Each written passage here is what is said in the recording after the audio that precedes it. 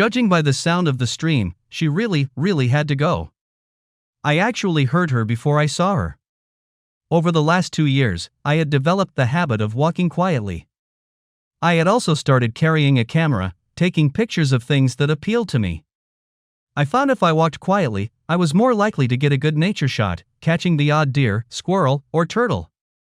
Once I came up on a bear, boy were we both surprised. He took off one way, I took off the other. I came around the curve of the path, and there she was. Really pretty backside. That's all I could see as she was squatting, urine splattering the ground. I didn't know what to do, so I said hi. Beautiful morning, don't you agree? She screamed and almost did a backflip, then started thrashing around, desperately trying to pull her yellow bikini panties and shorts up. The scream got louder when I scooped her up in my arms and ran towards the lake. She was using words I had only heard rarely and beating my chest. I waded in about waist deep, damn that water was cold. Her shriek turned into a gurgle as I tossed her even farther out. Stay there! I yelled as I reached shore, holding her shorts and panties in my hand. I ran home, grabbed a handful of towels and a terrycloth robe. I also had a pair of swim trunks. She was screaming and cussing to beat the band, it was echoing all over the lake. Too bad there was no one there to hear it. My head was starting to hurt. Shut up, you stupid bitch.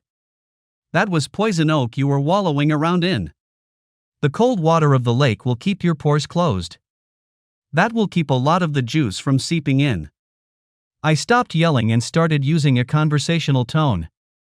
Here I said, tossing her a bar of soap. This soap has ingredients that will stop the spread and help with the itching. Was your bottom good? And make sure to clean the tender parts. As it is, you're still going to be uncomfortable for a week or 2. She calmed down, and I put the towels and the robe on a big rock. When you get done, use the towels, swim trunks, and robe. I'll leave your clothes here, but wrap them in a towel to carry home. The trunks will stay up if you pull the drawstring tight. She had finally stopped cussing and stood in the water shivering. I told her to wait until I'm gone if it made her uncomfortable, then come to shore. She apologized and asked if I would bring her a towel out so she could wrap herself. Hell, I was already wet, so I waded out and handed her a towel. Instead of taking the offered towel, she snatched the camera I had around my neck, breaking the strap, and hurling it as far as she could into the lake. That was a $900 camera and a $400 lens. Are you as crazy as you act, or has the cold water numbed your brain? She had a triumphant smirk on her face. Neither, you pervert. Now you can't post the picture you've already taken, or the ones you were going to take while you hid in the bushes as I came out of the lake. I was 6 feet tall and weighed 180, and worked out religiously. She was about 5'1" and weighed 101 pounds, in this case soaking wet. I literally snatched her out of the water, held her over my head, and tossed her as far as I could into deeper water. There was a glimpse of bare bottom as she sailed out, apparently she went for the smooth look. You bah! Was all she got out before she hit the water. See if you can find my camera while you're out there, bitch. I tossed over my shoulder as I waded back to shore. I was shaking with rage as I gathered my things. Fuck her, I thought as I started to walk away. The only thing that stopped me was the snuffling and wailing going on behind me. Please leave me the robe and a towel. Please, I'm begging you. Well, I didn't want her to get a cold, or hypothermia. The temperature of that mountain water in mid-May was about 58 degrees on average. I dumped the armful into the path and kept walking, fuming as I went. This little lake wasn't really developed. 3/4 of the shoreline was owned by the power company. 5 families had originally owned the rest of the property. I had managed to buy 2 of them out, giving me the lion's share of the private property. The other 3 families had vacation homes, and from Memorial Day until Labor Day, I had neighbors. There had been a developer sniffing around, trying to buy up the property. I had flat out refused her, and she hinted around about eminent domain, and I circumvented him by having part of my property and a bit of my neighbor's placed on the historic register. There were 3 family graveyards and a small log church on my land.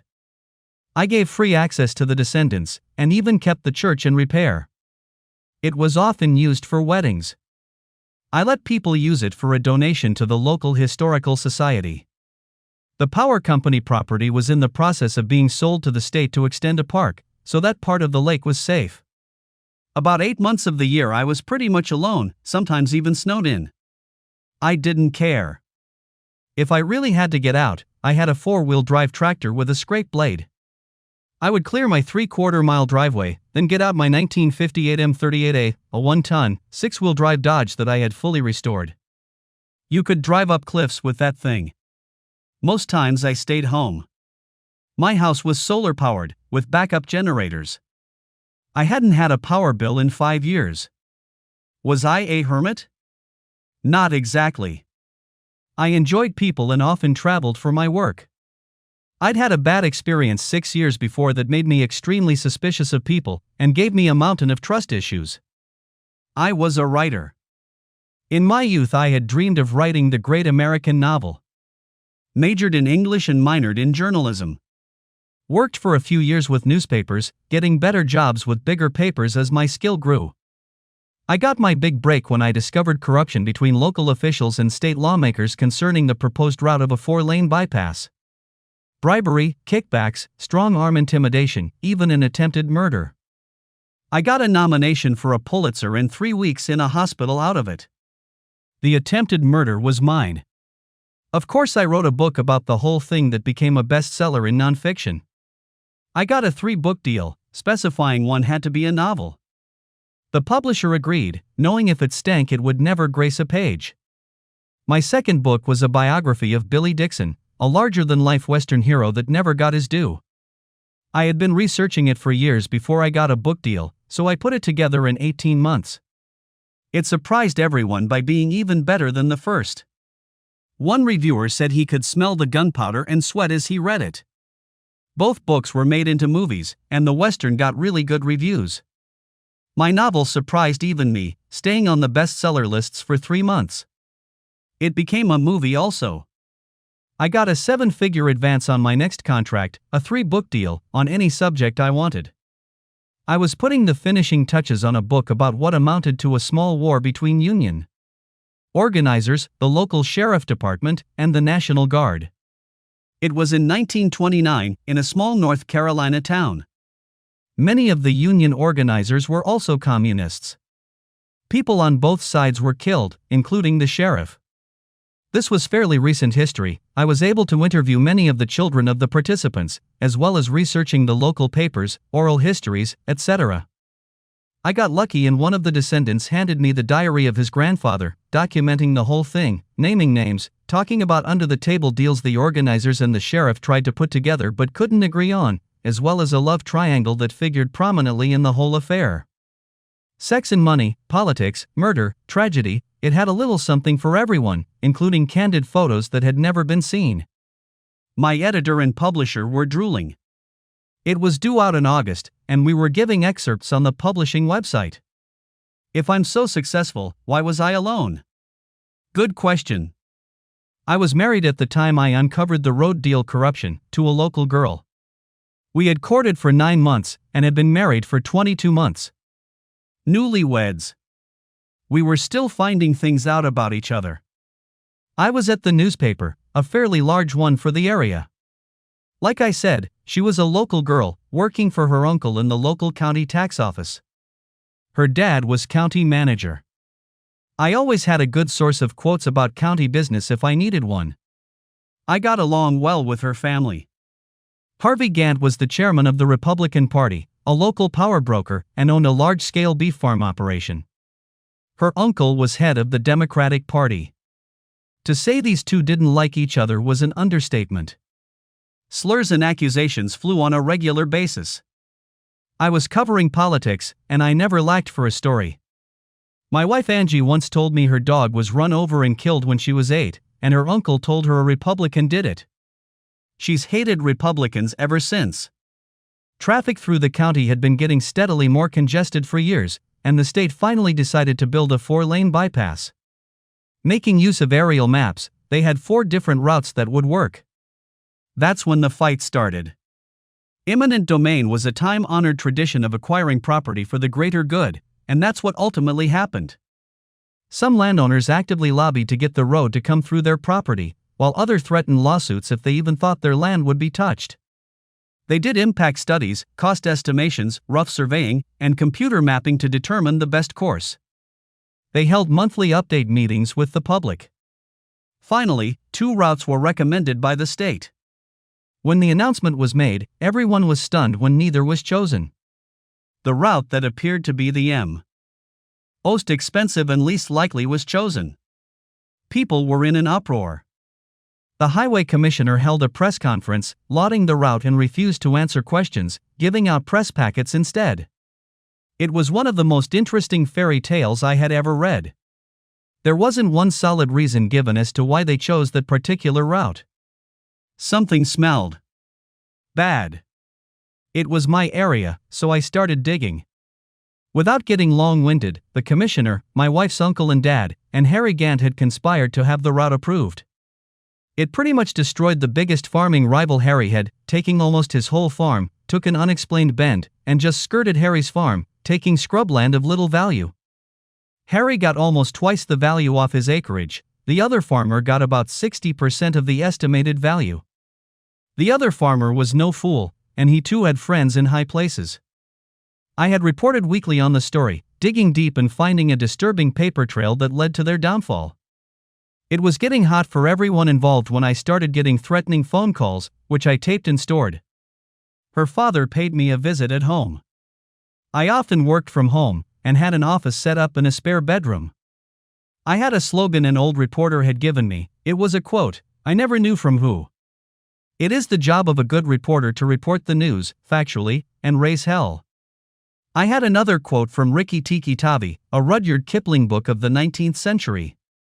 Rikki Tikki was a mongoose, a small mammal that liked to hunt and kill cobras. They had no immunity, if they got bitten they died, but they were both smart and quick, and usually beat the snake. There were no slow, dumb mongoose alive. It talked about the curiosity of the species, saying the mantra of any mongoose was go and find out. My father-in-law had evidently read the book. Be careful, Sam. A mongoose can easily beat a cobra, but what if there's several, and they all attack at once? Survival chances would be slim to none. I threw him out of the house. That's the day my marriage died. Angie begged me to drop it, but I was like a bloodhound. I had struck the scent, and I had to follow it to the end. I passed my evidence on to the FBI. I didn't trust the locals, and because we lived in a border county, and part of one of the farms had acreage in both states, they had jurisdiction. The players panicked. I had a hot tip and went out to meet my informant. Nobody was there. I walked around for a bit. I was at a small pond in the middle of nowhere. Bored, I bent down to pick up a flat stone to skip over the water. It saved my life. They gave a good old boy $5,000 to kill me with a deer rifle, a Remington 7mm. The shot went through the top of my shoulder, breaking the collarbone before splitting in half. One part went down the outside of my ribs and out just past my short ribs. The other half went under the ribs, nicking a lung before exiting out just above my hip bone. I dropped like a rock. I was in shock, so I wasn't hurting. I managed to call 911 and give them my location before the pain hit. And when it hit, it rendered me incapable of anything else. I was less than 2 miles from a volunteer fire department, and one of them with EMT training was there in less than 10 minutes, and had me stabilized before the ambulance arrived. When I came into money later, both groups got a sizable donation. I was taken to a hospital at the state capitol and placed under FBI protection. In the next week, her dad, uncle, a highway commissioner and 2 of his deputies, Harvey Gant, and a few local flunkies were all indicted. Angie was arrested as an accessory, and actually served a year. They ratted the guy who shot me out, hoping for a lighter sentence. Angie filed for divorce while I was still in the hospital. Mental cruelty, if you can believe it. She was the one who talked the guy into shooting me, sealing the deal with a little bedroom romp. If that had come to light during the trial, she would have to serve at least 8 years. I could have given the DA what I found, but it just didn't matter to me anymore. We were divorced before she started her prison term. She was 24. I never spoke to her after the divorce. I sued everyone who conspired in my murder attempt and got a nice cash settlement. Not a lot, but enough to allow me to work exclusively on my book. When the money started rolling in, I never looked back. I came home 3 days later to find my swim trunks, robe, and towels laundered and stacked neatly on my porch. No note, nothing. The next week my sometime neighbor stopped by, I assumed to check up on his vacation home. We sat on the porch and drank coffee. How do you like your new neighbor? I looked up. I didn't know I had a new neighbor. Bill's girl. Went through a messy divorce. I hear she's staying at their cabin this summer, or until they sell it. Bill's retiring, says he's going south. Says he's tired of being cold even in the summer. Interesting news. Has he listed it yet? He paused, thinking. Not yet. I think he said he was going to let his daughter stay there until she had her head together before he did. Have you got his number? You know I want to keep the property out of the hands of developers. I'll pay fair market value, maybe a little more if he sells pretty quick. I'll even let his girl stay all summer if she wants. The old man smiled. Thought you may say something along those lines. Here's his numbers. He said call anytime after 5. Thanks for the coffee, and keeping an eye on my place. I'll be up for the summer in a couple of weeks. My wife wants you to come over for supper. She thinks you ain't right in the head for not having a woman. Gonna dangle a niece and a cousin under your nose. Be prepared. He's had a lot of entertainment watching his wife try to fix me up off and on for the last 4 years, says it's better than a soap opera. So far the score has been 8-0 in my favor.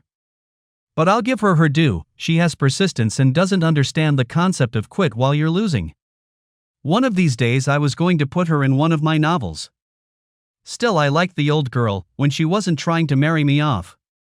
I called Bill, he had it appraised, and I gave him 10% over tax value, a good price, considering the real estate market. I left it in the hands of the lawyers, and up to him to tell his daughter. I saw her about a week after we first met, at the little town at the foot of the mountain.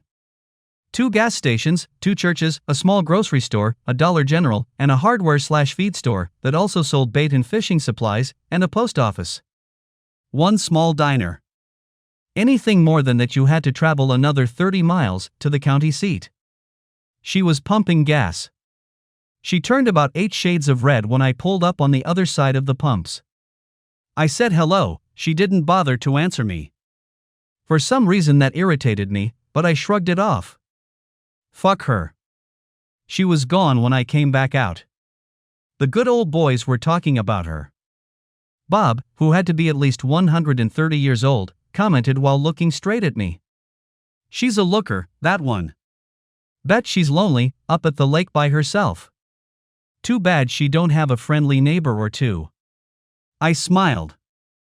Good try, but she's like that actress out of the 30s. She wants to be alone. What was that actress's name? You dated her, didn't you, Bob? The rest of the men laughed while Bob spit into his cup. That shit was gonna kill him someday. He surprised us all. Greta Garbo, and she never actually said that. She said I want to be left alone. And, she was a fine-looking woman. Some say Marlene Dietrich said it first, but who knows? Well, you never know. Bob apparently had a huge collection of classic movies, and a pile of books on movie trivia. His friends spent a bunch of time trying to stump him when they found out, and rarely did. I left the next week for a short promotional tour of my book, hitting the early morning and late night talk shows. I tried to schedule them in bunches, and they would air them when the book was released. I neither liked nor disliked doing them. They were a job requirement, somewhere comparable to being required to wear a suit or safety glasses on a regular job. Plus, there was one local morning show hostess that I liked to spend time with. Nothing serious, if she was seeing someone it was just lunch, but if she was between relationships, it would be dinner, followed by breakfast the next morning. We had waffles, usually. It was 18 days before I got home. I sighed as I got out of the car, happy to be out of the rat race. I walked through the house, breathing the familiar smells, and out onto the deck, stopping to grab a beer out of the fridge. There looked to be a genuine wood sprite sitting on my deck, but on closer inspection turned out to be a girl, between 10 or 12. She had on a green one-piece suit and cutoffs, black curly hair, and green eyes. "Who are you?" She let out a little scream, going halfway off the deck before she stopped, looking back warily. "Who the hell are you, asshole?" she asked back. I tried to hide my amusement by taking a firm tone. "Do you kiss people with that potty mouth?"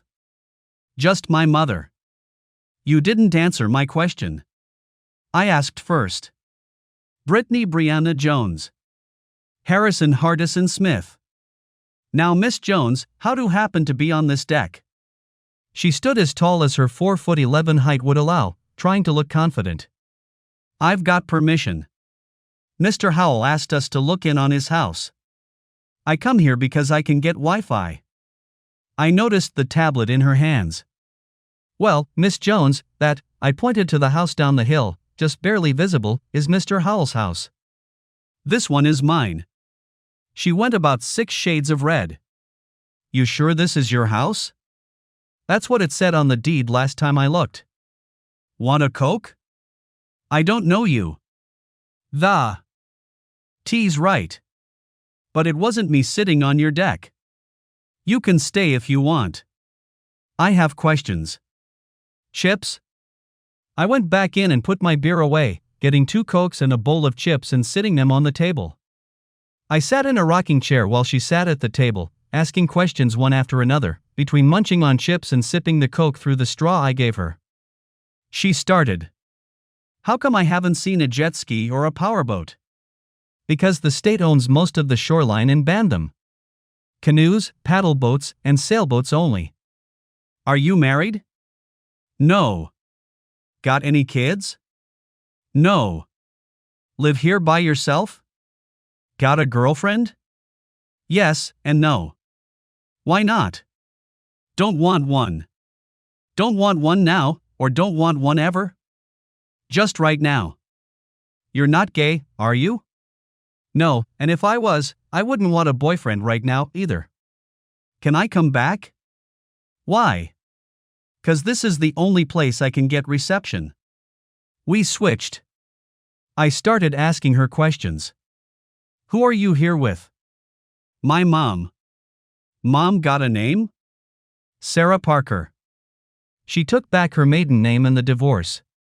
"Ah, is she the one who showed up a while back, before everyone else? The real friendly woman?" "No. She's the one who showed up with a bad attitude. She's here to get away from everything being my dad." "How do you feel about that? Did you feel the need to get away from everything too?" For the first time, the little girl in her surfaced. "Yes, but it sucks. Dad was mean to her and me. He didn't hit us, but called us, especially Mom, a lot of names. I don't think he loved us much. I know he doesn't, now." "Now, how would you know that?" "Because he told us." "In those exact words? I don't love you?" "No, his exact words were, now that the bitch and the brat are out of the way, I can have some real fun." "He was living with some woman the next week. Says he's gonna marry her." "What an asshole." "You're right. That does suck. Look, it's getting dark, do you need a flashlight to get back home?" She looked around. "Oh no. Mom's gonna have a cow. Will you walk me home? I was supposed to be home before now." "I'll do you one better. Ever been in a canoe?" I could see the excitement in her eyes. "No, but I've always wanted to." "Come on, then." I pulled my 2-seater out of the shed and put her in the front, making sure her life jacket was tight. "Canoe class, first lesson. A canoe is like a bicycle, it'll go in the direction you lean. Lean too far, and over you go. Sit up straight, keep your center of balance. Ready?" She did well, actually listened to me. Once I got us out in the water and going in the direction we needed, I even let her paddle, steering with mine when I needed to correct course. In a third of the time it would have taken to walk, we were beaching in front of her house. Her mom was in the yard, looking up the trail. She liked to be called BB, and her mom was calling it out to get a response. "Behind you, Mom. Look, I drove a canoe. It was great, can we get one?" You don't actually drive a canoe, but I wasn't going to spoil her mood. I didn't need to worry, Mom was more than happy to do it for me. "Where have you been, young lady? You were supposed to be back an hour ago." I was worried to death. "Gee, Mom, I'm fine. I was talking to Mr. Smith and lost track of time. He brought me home in the canoe, isn't it great? We need to get one." She looked at me with blood in her eyes. "You. I might have known. Stay away from her, you pervert." BB was looking back and forth at us with her mouth hanging open. "Mom. Leave him alone. He was nice to me. I was trespassing on his deck. I didn't know it was his house. I thought I was at Mr. Howell's house." She was still angry. "I'm warning you. Stay away from her." I looked at her, thinking if I had been married to her I would have left too, and it wouldn't have been over another woman. "If that's your wish." "Bye BB, it was good to meet you." She looked like she was going to cry. By HA she had called me that because like her, my first two initials were the same. I thought it was cute. Sound carries over water really well. As I paddled away I could hear the exchange between mother and daughter. "You had to do it, didn't you, Mom? One person in this wilderness, and I can't talk to him. Do we have to make a career out of being miserable?"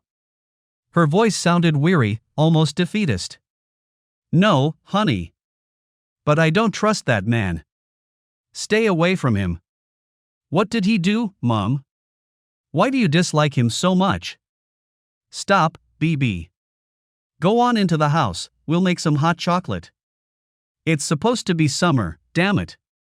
I could hear the child's grumbling voice as she went into the cabin. I didn't see them for 5 more days. And as usual, it was inopportune. They were sitting on the side of the road, with the hood up and steam coming out of the engine compartment. I pulled behind them and got out.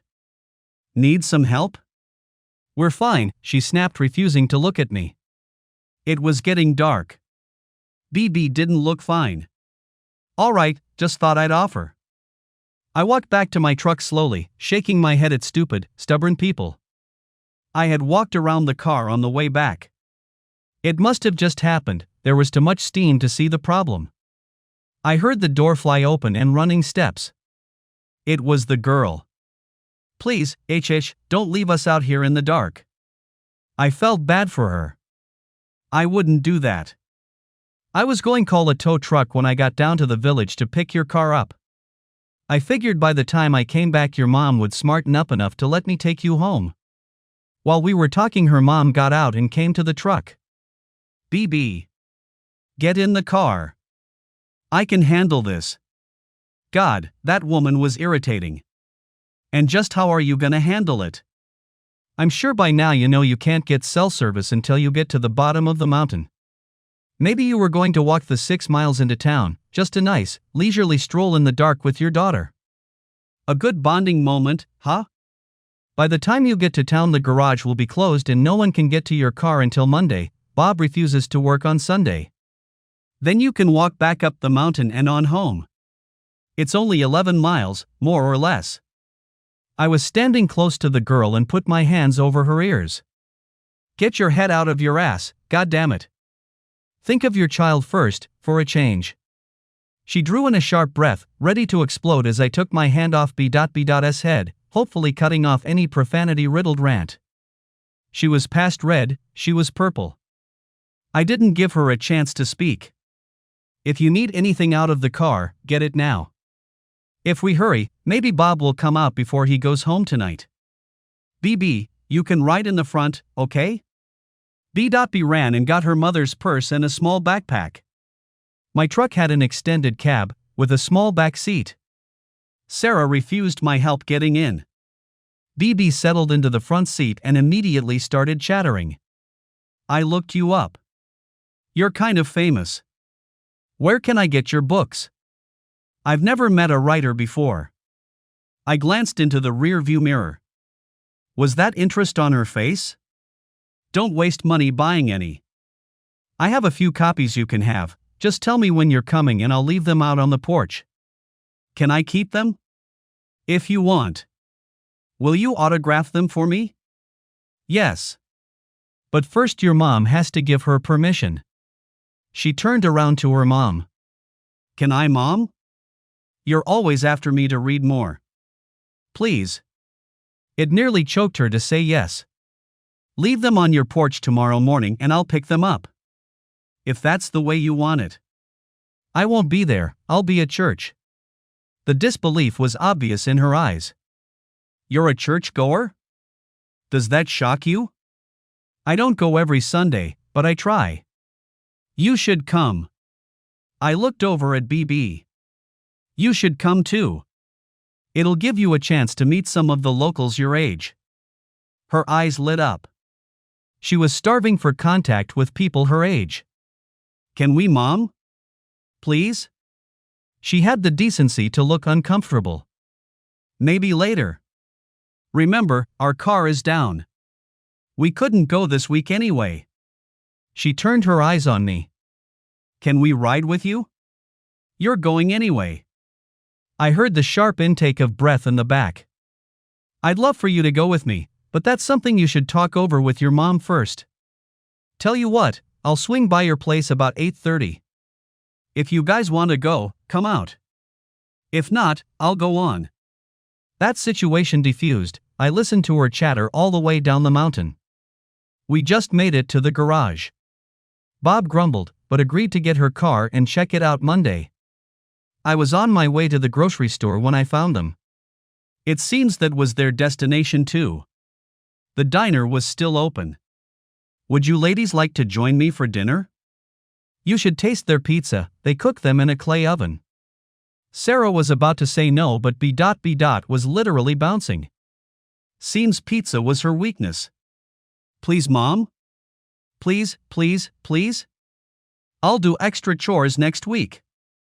Please? She actually relented. All right, if we pay. I shook my head. No deal then. I invited you ladies, so the meal is on me. I will not negotiate. I saw her temper rising, but she swallowed it. She was still giving me evil looks when we went into the diner. Mel and Mabel were the owners. They were also twin sisters, and despite being in their late 40s, they sometimes still dressed alike. Mel bustled over with menus. She took a long look at us and giggled. Ooh, Harry. I knew some girl would land you eventually. Is this your daughter? She has your eyes. I smiled while Mom glowered.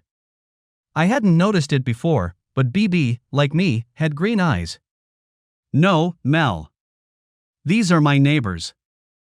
I told them they hadn't lived until they tasted your famous pizzas, so here we are. I did the introductions, and BB turned to the menu. You know what I want, Mel.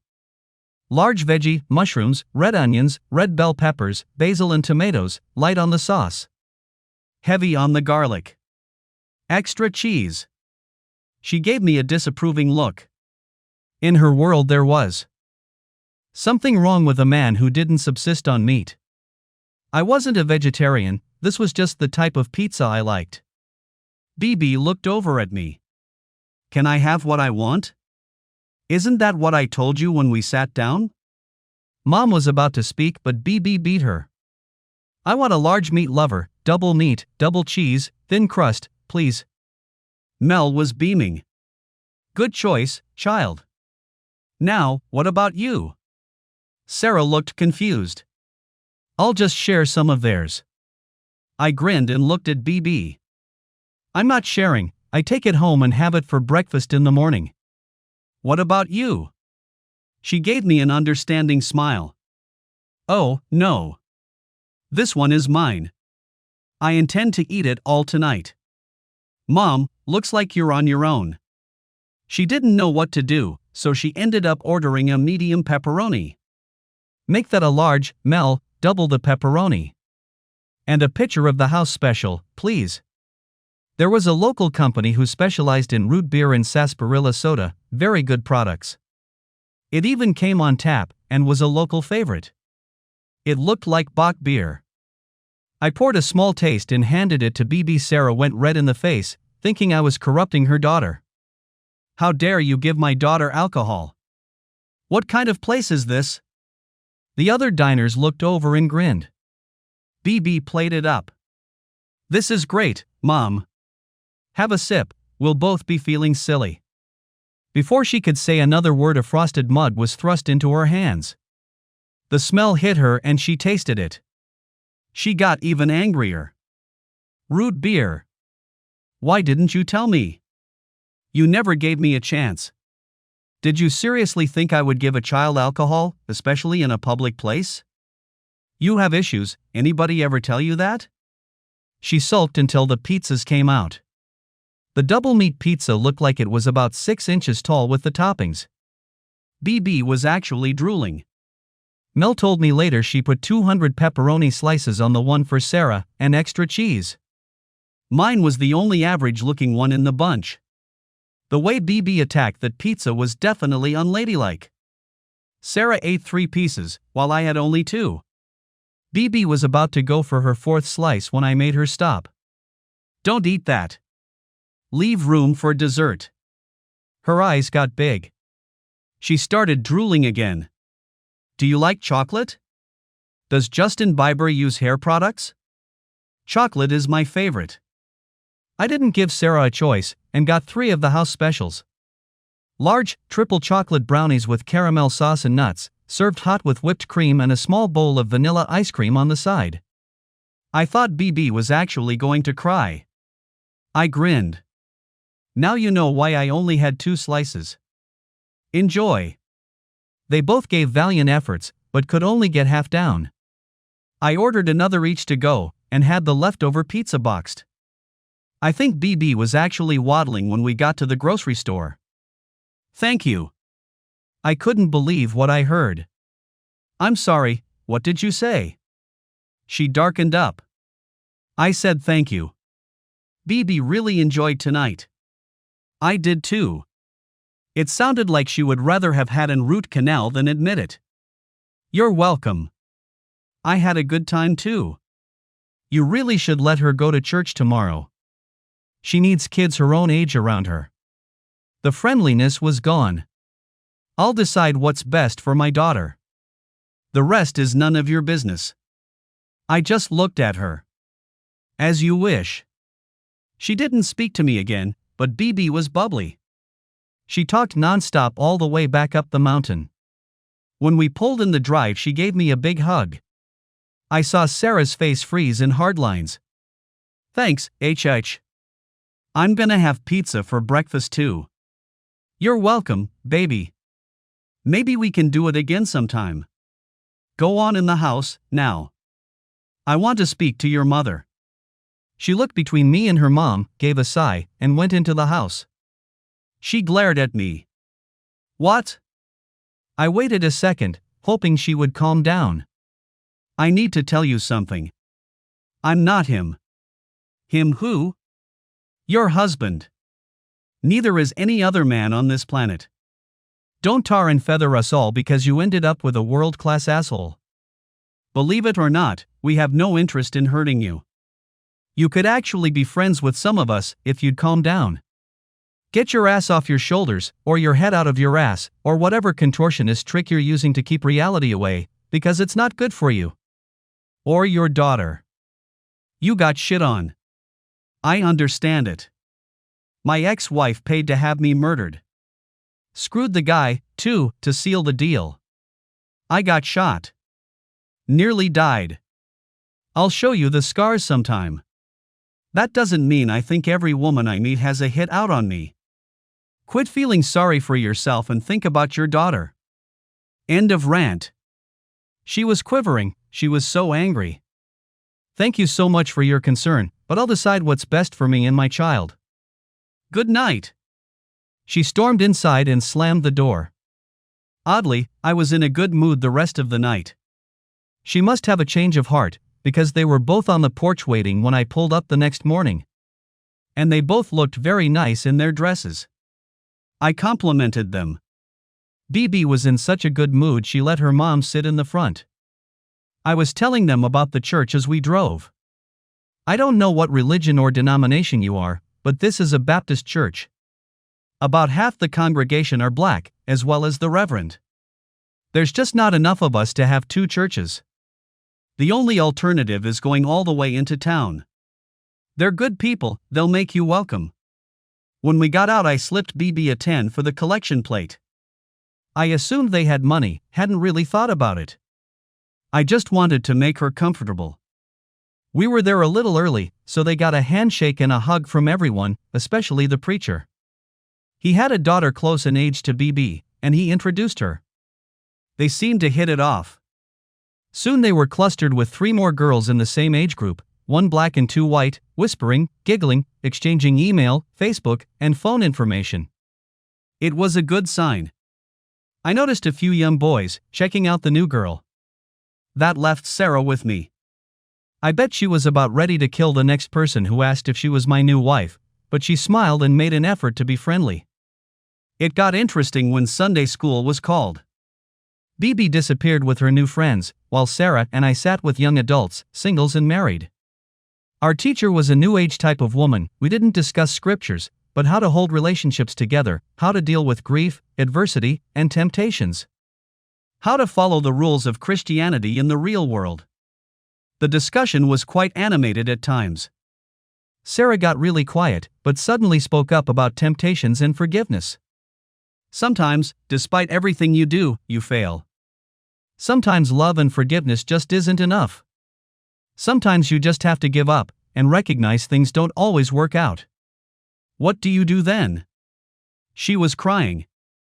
3 women went into a huddle, hugging her and talking softly. Then they prayed, and even Sarah bowed her head. When she raised her head, it was the first time I saw her without traces of bitterness and anger on her face. It made her look quite beautiful. The lesson was over, and there was a 10-minute break so everyone could restore circulation. BB found us and begged to be allowed to sit with her new friends. Promise me you'll behave. The first time I hear giggling, I'll get up right in the middle of the service and get you. Understand? The bell rang and we went back into the church. Sarah made sure we sat behind BB and her new friends to keep an eye on them. The preacher welcomed everyone, including visitors. He called them out by name. And please make welcome Sarah and BB, guests of Harry. Only our Harry could live in the middle of nowhere and show up with 2 lovely ladies. Thank you for bringing them. And welcome to our family. He was a typical black Baptist preacher, thundering hell's fire and damnation 1 minute, speaking in a whisper about love and forgiveness the next, breaking into song without taking a breath.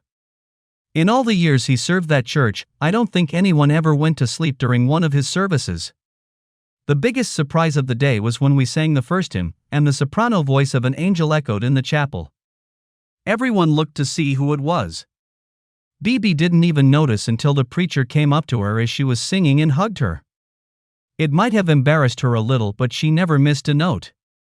As the preacher stood at the door, shaking every single hand of his fold over the age of 6, he held hers a little longer. You have a gift from God, child. The voice of an angel. We always need new choir members, think about it. And please, come back. He caught my eye and whispered something. I nodded. When we left the parking lot, I turned left instead of right. Sarah was lost in thought and didn't notice, but BB did, right away. Where are we going? We have been invited to Sunday lunch with the Reverend Sampson and his family. It's an honor, you don't turn it down. I hope you use more manners than you did at the pizza parlor last night, young lady. Sarah finally stirred. What? Why didn't you discuss it with me first? I grinned. I have you captured. Right now, you are at my mercy. I'm your transportation, remember? Relax, you'll enjoy it. Mrs. Sampson is an incredible cook. Be warned, she's the choir director, and when BB sang I thought she was gonna pass out. Be ready for the pitch. His house was a new double-wide. The old parsonage was about to fall apart and was too small for his family. This had 1,800 square feet, for bedrooms, enough for everybody. It was a gift from an anonymous donor. For a long time, Mrs. Sampson couldn't look at me without misting up. I always wondered why. BB immediately disappeared into a bedroom with their daughters. Soon the sounds of a video game was heard. Sarah helped serve the meal. It was 6 o'clock before we left. Foot BB actually fell asleep on the way home. I had to carry her in. She hugged me and gave me a kiss on both cheeks. Sarah put her hand on my arm as I got into the truck. Thank you. That was the happiest I've seen her since the breakup. Me too, for that matter. Before I could say anything, she turned and went back into the house. BB was on my deck the next day at 10. Come out. Can we use your phone to call the garage? Ours doesn't get reception. I mumbled something and opened the door. I had a thought for a new novel, and stayed up most of the night worrying with it. She came into the kitchen as I made coffee. I poured her some juice. Want some breakfast? She giggled. It's after 10. I had breakfast 2 hours ago. Our car is ready. Can I have some cinnamon toast? I thought you already had breakfast? She looked at me like I was a little slow. This isn't a meal, it's a morning snack. Any time is the right time for cinnamon toast. I got out the bread, the cinnamon, the sugar, and butter and left her on her own to take a shower. Don't make a mess. She was already spreading the butter. I won't. It looked like a terrorist cell had used my kitchen for bomb-making practice. I followed the trail of crumbs, chocolate sauce, and peanut butter into my office. She had found my computer. I cleared my throat. She looked up and grinned. You need to add peanut butter to your shopping list. And you really should password protect your computer. What if your archenemy tried to get to your files? The only archenemy I seem to have at the moment is wait, how old are you? 13? Well, the only threat I seem to have to my security is a 13-year-old girl too darn nosy for her own good. I don't remember giving permission for you to use my equipment.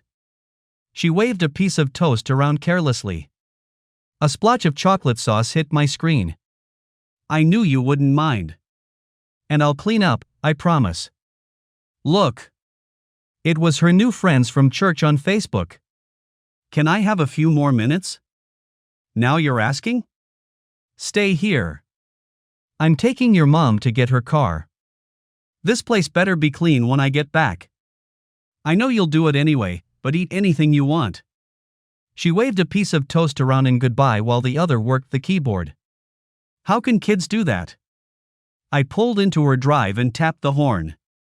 Your car is ready. Want to get it now? She actually smiled. I looked at the numbers on her mailbox to make sure I was at the right place. If you don't mind. Wait, where's BB? She's at my house, destroying my kitchen and office. I let her make cinnamon toast. She was on my computer talking to her friends when I left. She had her hands on her mouth. You let her use your kitchen? Are you insane? Hurricanes don't do as much damage. Well, that would have been nice to know before now. Come on, let's get down there and back before she burns my house down. She didn't say much on the way down. I didn't push it. At least she wasn't ranting at me. The water pump had gone out, easily fixed, and pretty cheap. You're gonna need tires soon, especially if you stay this winter. Bob told her, as she paid the bill. I've got a special going right now. She thanked him and said she would get back to him later. By then it was noon. I pulled into the diner parking lot. What are we doing? I'm in the mood for a burger and a mug of root beer. We'll get BB something to go. She seemed a little upset. Shouldn't we get back to her? I had her lock the doors behind me. Besides, I've got enough guns lying around the house should she feel the need for one. What? She looked downright panicky. Relax, I don't have guns lying around the house. You got no sense of humor at all, do you? Here. I handed her my cell. Just hit home and see what she wants for lunch. She had to leave 2 messages before BB answered. Why didn't you answer the phone? She had it on speaker so I could hear the whole conversation. Because it wasn't my phone. I had to listen to the message twice to make sure it was you. Boy, he sure has a neat house. You should see the size of his bed. If you get up enough speed, you can bounce at least a foot in the air. She colored slightly. Young lady. He offers his hospitality and you snoop. You should be ashamed of yourself. Relax, Mom, he'll never know. I'm not messing with anything, I'm just looking. I spoke up. You know, that's a real bearskin in front of the fireplace. And if you go to the bookshelf and pull War and Peace, the secret door to the dungeon will open. Be careful, I haven't fed Igor in a couple of days. He might be a little out of sorts. She screamed and hung up. Sarah called her right back. Brittany Brianna Jones, you pick the phone up right now, or your punishment will be twice as long. Good. I'm handing the phone to Mr. Smith so you can apologize. She was crying when I spoke to her, telling me how sorry she was. I shushed her, telling it would be all right, and asked her what she wanted for lunch. Sarah wanted to go home right then, but I talked her into eating lunch to give her a chance to calm down. She managed half a salad and 2 mugs of root beer. BB wanted hot wings, so I got her a double order, with macaroni salad and a brownie. I also got a gallon of root beer. She kept apologizing all the way through lunch, until I lost my patience and told her if I heard one more I'm sorry she was going to pay. She followed me home, and instead of turning into her driveway she drove into mine. You could see BB peeking out the blinds. The house was even cleaner than when I left. No mess to fuss about. I suspect she vacuumed my office. Sarah was having trouble holding her temper, so I set the food on the table for BB and told her to eat her lunch while I showed the house to her mother. Her look of gratitude was well worth it. Sarah was suitably impressed. I even managed to get her out on the deck, to enjoy the lake view. I'm calm now, you can let me in the house with her. All right. Just remember, she's a kid. Lonely, away from her friends, bored. I gave her permission to be in my house. Any kid alive would have done the same thing, given the opportunity. You're all she has, don't push her too hard. And before you say it, yes, it's none of my business, but you know I'm right. Now, let's go get your wayward child. BB looked up from the table, mouth smeared with wing sauce, trying to judge the trouble she was in. I snapped a photo with my phone and showed it to her. If your mom tells me you complained once about your punishment, I'm going to make this your official photo on Facebook. Is that all right, Mom? She could see the look of terror in her eyes. You have my permission, Harry. In fact, I think that would be a good punishment. Do it. She was at her mother's side instantly. Mom! Please don't. It'll make me look like a doofus. I'll lose my friends before I actually make them. Please, Mom. First you apologize for snooping through his things, and promise to never do it again. Trust is a fragile thing, honey. He offered to let you use his computer, and trusted you in his house alone. You repay him by snooping through his personal belongings. If it was me, it would be a long time before I'd allow you back. She looked stricken, but rushed over and made a heartfelt apology. I accepted. You're welcome anytime, unless I'm working. You can still come by, but if I'm in my office, don't bother me. And this is only if your mother says it's all right. And the offer extends to your mother. Bring your laptop, and you can piggyback my Wi-Fi. Speaking of that, I need to work this afternoon. Spend quality time with your mom. They both took the hint and left. I did indeed have to work. My novel idea was still nibbling at my brain, and I needed to get the thoughts out while they were still fresh. Times like this made me glad I'm not married. I tend to zone out and ignore everything around me. I could literally write 24 hours at a stretch, sometimes more, only stopping when my head hits the keyboard in exhaustion. I know, it's not healthy, but it happens. I worked 10 hours straight, not even going to the bathroom. When I finally stopped, I ate a sandwich, showered, and collapsed. 7 the next morning, I was back at it. I didn't even hear BB come in, but I felt eyes on me and looked up to see her grinning. You know you stick your tongue out when you concentrate? I did know. My ex used to tease me about it. It was time for a break, so I shut down the computer and stood, rolling my back to get the kinks out. BB had disappeared, but I could hear her in the kitchen. She was making a sandwich when I walked in. She couldn't weigh over 80 pounds. Where did she put it all? She put the sandwich on a plate and got the chips and a Coke, handing them to me.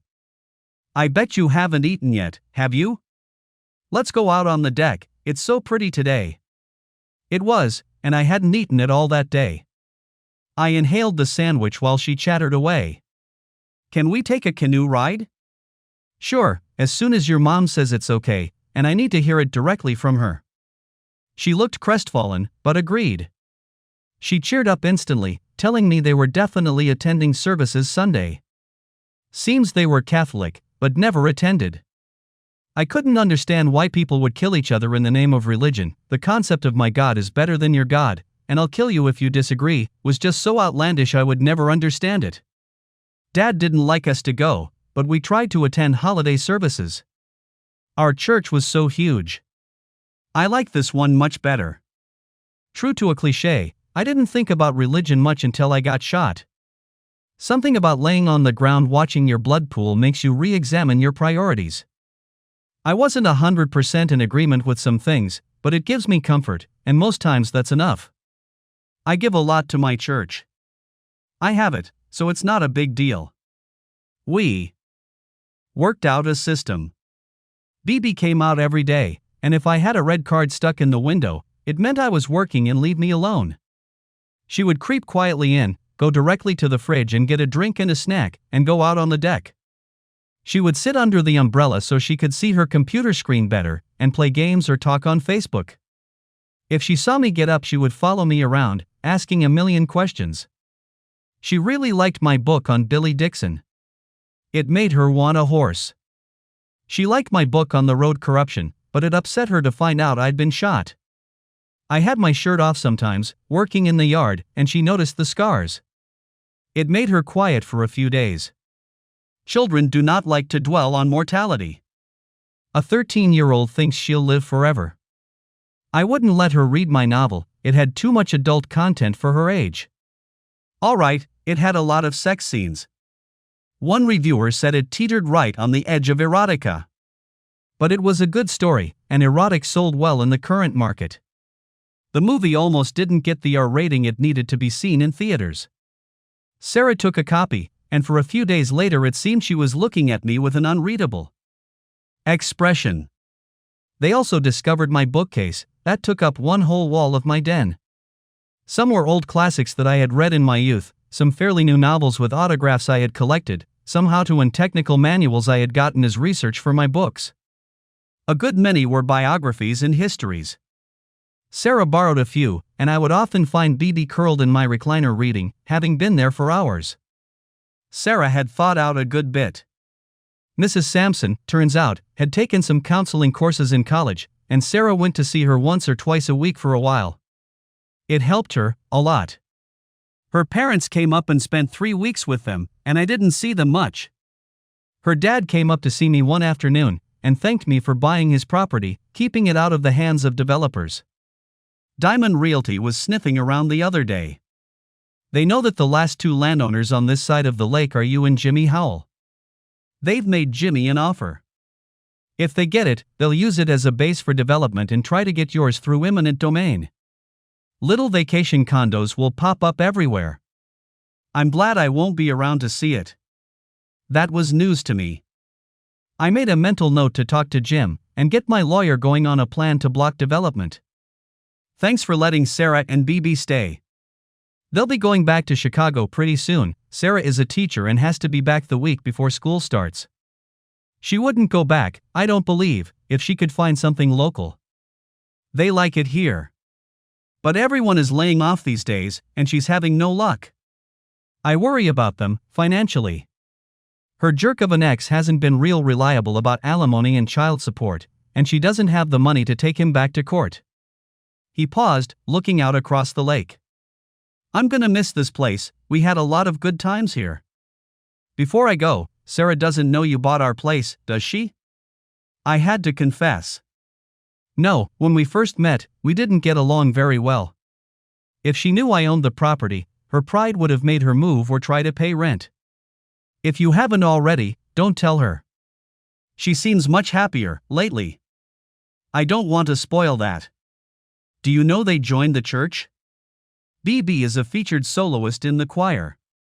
He seemed to swell with pride. We attended services with them last Sunday and heard BB sing.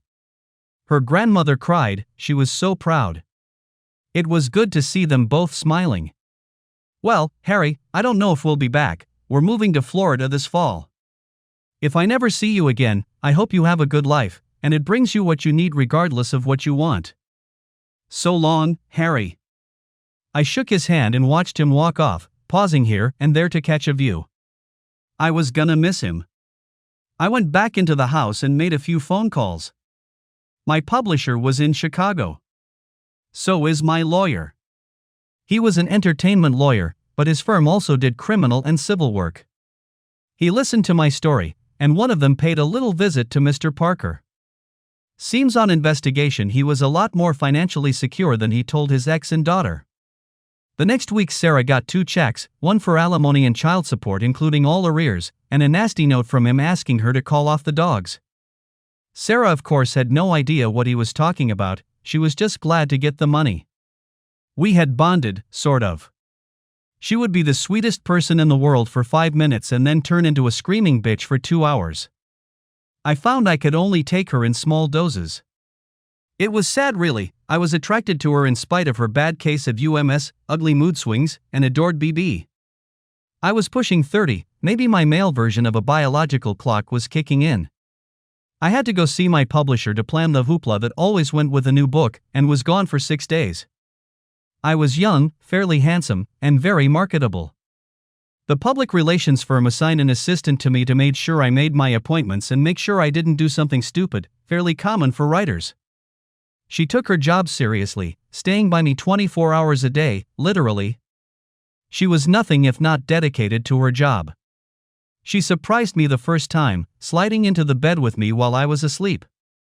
Ever stuck your finger into warm pudding when you were a kid?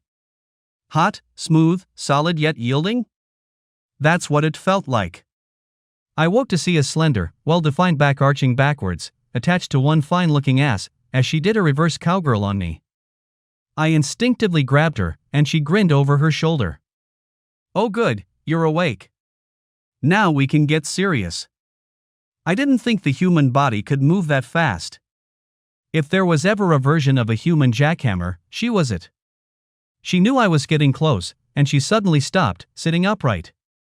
I thought she wanted me to settle down and extend the feeling. Instead I felt just the tiniest amount of movement, and it felt like an invisible hand was milking me, starting at the base and rippling all the way to the head. I lasted about a minute, before I started coming. I never exploded, more like squirted, but she kept it going for what felt like 5 minutes. It actually hurt, but I would have killed the first person who tried to stop me. What brought that on? I asked, when I could get enough breath to speak. Nothing. I like you, you're fun, and I was horny. Believe it or not, it's been a while for me. And I'm not looking for love. When you leave, I'll probably never see you again, and it'll be okay. So, if you want, we can have more fun, starting right now, if you're up for it. I saw part of an interview I did later. I looked exhausted. I even made a few of the gossip shows, apparently nobody needed rehab or had smacked their wife lately, or anything else stupid enough to cover. My new book went on the bestseller list the week it was released, and stayed there for 41 weeks. I came home to a cool reception from BB and Sarah. I wondered why, until one day while we were out on the deck, BB got around to asking me if the girl she saw on television was my girlfriend. I laughed. No, honey. She worked for the publicity company my publisher uses. It was her job to keep me on schedule. We had been going wide open for a few days and needed to relax. She's a good dancer. You're not in love with her? Odd question. No. I liked her a lot, she was fun, but we had just met. There's nothing going on. Why the interest? She had a little smile. So did Sarah. Oh, no reason. Just wondering. Know what's more irritating than a woman? A woman in training. Good news usually comes to you slowly, with little fanfare, but bad news travels fast and loud.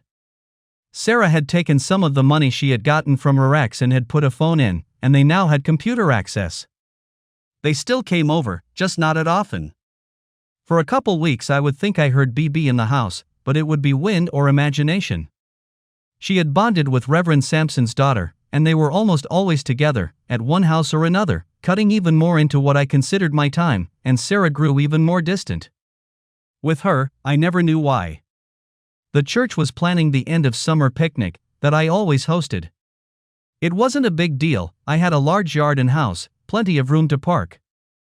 I learned early, stay out of the kitchen and be available to move things heavy. I went by one day to see if they were available for lunch. Sarah was obviously upset and I could see traces of tears, but she said she was fine, but she just wasn't in the mood to go to town. BB, her best friend Sandy, and her little sister Jan were there, and BB announced she and her friends would like to go. I looked askance of Sarah, and she said it would be fine, she needed a little alone time anyway. The girls chattered about the picnic, boys, the upcoming school year, boys, their latest pop idols, and boys. BB was a little quieter than usual.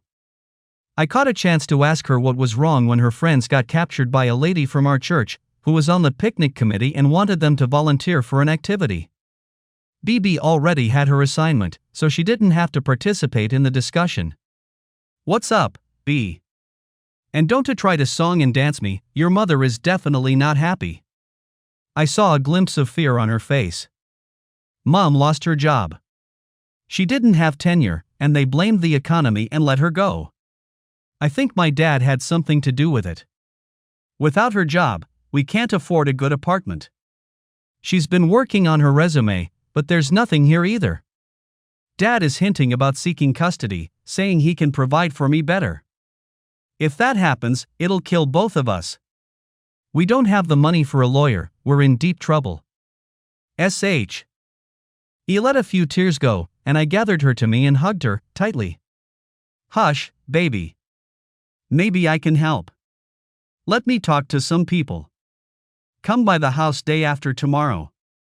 We'll do some planning. And don't tell your mother. She put on a happy face when her friends came back, and we had a nice meal. I called my lawyer and started the ball. No asshole was taking my kid without a fight. I actually said that to my lawyer, then stopped, not knowing where that came from. Freudian slip, maybe? My lawyer was pretty sharp, and caught it right away. I think this is a little more than helping out a friend, don't you agree? Are you in a relationship with the mother? I snorted. Yeah, if you mean we get along 5 to 10 minutes at a time. The rest of the time she's either not talking, or saying a lot of things I don't want to hear. She's been carrying a lot of anger around since she moved here. If she finds out I'm trying to help, she'll go ape shit on me. Right now, this is more about the kid. She hasn't had much of a life up to now. She told me she's been happier here than any other time in her life. She has good friends she cares about. She really doesn't want to leave. Help me out here, if you can. I was paying the bills. If that's what I wanted, that's what I got. Again, he didn't handle such things, but turned me over to the associate that had helped me before. I called her dad, explained what was going on, and swore him to secrecy. I'm sending you a little money. I want you to give it to her, to help her out. Say you cashed out some bonds or something, and you wanted to give her some money before the government tries to get it. Can you do that in good conscience? Remember, this is a gift, and she can't know I had anything to do with it. He thought for a minute. Before I do, what's in it for you? It's simple. I like your daughter and granddaughter. Her ex is an asshole that can't seem to leave her alone, and I want them to stay around me. To do that, she has to have enough money to fight him off and live on. Is it love? I don't know. Could it develop into love? I'll never find out if they leave. Either way, this gives her a cushion. If she decides to take the money and leave, so be it. You know I got a few bucks, so this won't hurt me, unless she finds out. I could hear the humor in his voice. If you ever become my son-in-law, we're going to have a serious talk about how reckless you are with my granddaughter's inheritance. Send me the money. BB came blasting up to my house 5 days later. I had some friends over, unloading the chairs and tables into my shed to keep them out of the weather until the picnic. Hi. Got a minute? I left the guys to it and went into the kitchen. I had a cooler full of drinks to take out anyway. It was the last week of July, and hotter than normal. It must have been in the low 90s. What's up, baby? We're going to stay here. Isn't that great? Grandpa gave Mom some of his retirement money, enough to live on for another year, plus Mom still gets unemployment. We're going school shopping next week. I'm gonna be in the same class with Sandy, isn't it great? I hugged her. That makes me very happy. The thought of buying less groceries, picking up books and returning them to the right shelf, getting disturbed while I'm trying to work, and other things I won't mention, was filling me with dread. She eyed me, trying to see how serious I was, before she smiled that miniature woman smile she had developed. I knew it. You can't do without me and Mom. Relax, I've got at least 15 more months to keep you straight. I might have you trained by then, with Mom's help. Her smile warmed my heart. Trained to do what, exactly? She had her head in the fridge by then, looking for the gallon of root beer I had taken to keeping for her. She found it and took a big drink right from the jug before she capped it and put it back. How to be a good dad. See ya. She ran out the door, giggling, before I could think of something to say. Sarah was in a much better mood. They showed up about a week later to invite me to lunch. I was a little surprised when they asked me to drive my big SUV, but I wasn't about to refuse. We got to the little village and I started to turn into the diner parking lot. BB giggled. Not there, silly. We're going to Morgantown for lunch. We drove the next 20 miles, BB talking nonstop. School, boys, DVDs, boys, music, boys. She was gonna be a terror when she got older. Sarah just smiled and let her ramble. We had lunch at a very nice steakhouse, getting the buffet. I told BB not to stand too close to me later on. Why? Because when that massive amount of food you've consumed causes you to explode, I don't want to be splattered. She stuck her tongue out and went back to her third dessert. Sarah actually laughed. We waddled out of the restaurant. I got behind the wheel. The mall, or do you need to stop at Walmart? They both tried to act surprised. Can't we just take a friend to lunch? Yes, but the diner would have been fine. BB, you were drooling on the window when we went by the mall. I need a few things myself. Again, mall first? It was the week before school. The mall was packed with about 5,000 teenage girls and their moms, and 4 or 5 guys who looked as uncomfortable as I did. BB locked down on my hand. Old Navy, Banana Republic, Macy's, Kohl's, and a few names I couldn't pronounce, we ended up in all of them. I handled it all right until BB started holding up bikini panties, asking my opinion. That was the last straw for me, so I hid in the small pub on the ground floor until they came and got me. We had to lay half the back seat down to get it in. Then we were off to Walmart. I was having trouble seeing out of the rearview mirror when I asked them if they had their boots yet. Boots? Yes, BB, boots. You haven't been here in the winter. Waterproof, thermal boots are a necessity. Your feet would freeze going to the bus stop in regular boots. You guys need at least 2 pair each. We stopped at Dick's, and they got 2 pair each. Sarah had comfort in mind, BB went for style. They compromised and got 1 pair of each.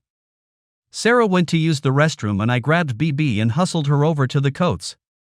I gave her my debit card and the PIN number. Get one parka for you and your mom. I'll go stall her. Put the bags in with the others. Believe me, in January you'll be thanking me. Of course, 2 days later I got the call. I'll pay you back. Do it and I'll never say another word to you. Consider it an early Christmas gift. Gotta go. We set up the tables and chairs and used pop-up canopies for shade. The picnic was a success. The food made the serving tables sag, the kids had a ball playing games, while the adults enjoyed horseshoes. People of all ages enjoyed the volleyball and badminton competitions. BB and I won the parent-child three-legged race, although some cried foul because her legs hardly touched the ground, and she and her mom almost won the two-man sack race before getting tangled up and falling right before the finish line. We had developed the habit of having Sunday lunch together, usually with one or two of B.B.'s friends. They would bring bathing suits and play in the lake while we prepared the meal. Simple stuff, usually salads and something grilled. Sarah was an excellent cook and there was often dessert. After everything was cleared up, the girls would play on my computer until it was safe to go back into the water. We would sit on the dock under the umbrella and watch them. I had a hammock and she would lie in it a lot, usually dozing off. I let her, because she was so much prettier when her face was relaxed. I had a glider rocker, and we were sitting on it, rocking back and forth gently, listening to the happy screams of teenage girls as they played in the water, when I asked her, "Would you like to go out next Friday?" I felt her tense and straighten up. Define go out. A man picks a woman up from her house and takes her out socially. They're alone, without a child who thinks a large belch is amusing. They eat at a nice restaurant, maybe see a movie that has a rating higher than PG, or go to a place that serves more than root beer. In some versions of the date, dancing may occur. That kind of going out. Emotions ran across her face like water over stones. I could tell she wanted to say no, but then she surprised both of us, I think. We'll drop BB off at the Sampsons and pick her up afterwards. Wear a suit, I want to dress up. I like Italian, and we'll skip the movie. After we dine, we'll go to Dino's. I hear they make the best mojitos in the county and usually have a decent band. She never said another word about it, and I got stuck taking the girls home, and BB rode with us. BB teased me unmercifully all week. Wednesday I came in to see most of my clothes lying on the bed. BB was rummaging through my drawers. Lose something? She didn't even look embarrassed. No, but you did, any sense of style. When was the last time you bought a new suit? And your underwear? Tidy whities? Really? This is the boxer generation, get with the program. I turned bright red. Young lady, I refuse to discuss my underwear preferences with you. Out, right now. It didn't faze her the least. Don't get your underwear. She held up a pair, twisted them, and smirked in a bunch. I'm hungry anyway. Despite her pleas, I did not go out and get a new suit. I must have been presentable enough because BB gave me a thumbs up behind her mother's back. We had a bottle of wine at dinner, along with a very good meal. I don't know if it was the wine, but she was relaxed. The conversation was good. I found out she taught high school history. We had a long discussion over my latest book. Dino's was the place for people our age. She was a very good dancer. I enjoyed dancing but was nowhere near as good as she.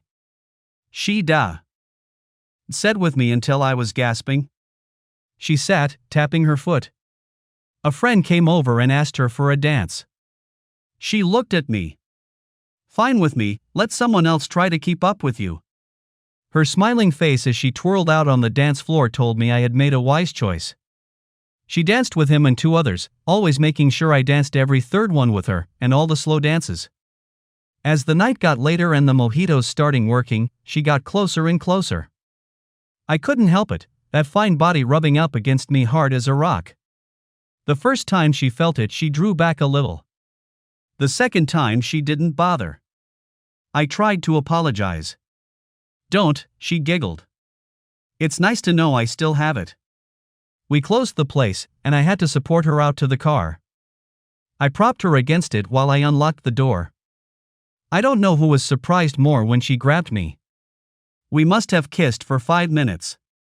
No hands roaming, just straight up kissing. She finally pulled away, rubbed my cheek, and dropped into the seat. She didn't say anything for the first 30 minutes. She did reach over and take my hand. She held it until we pulled into her driveway. I escorted her to the door. We stood there awkwardly for a few minutes before she reached up and kissed me again. When she broke it, she smiled. "Good night, Harry. I enjoyed it, thank you." I was in love. It scared the shit out of me. The memories of my first wife still haunted me occasionally. But Sarah was nothing like her. She was like nothing I had ever encountered before. Unfortunately, events started interfering with my courtship. Sapphire Jade Diamond, of Diamond Realty, didn't like to lose. And as bad as she hated losing, she loved equally making money, lots of money.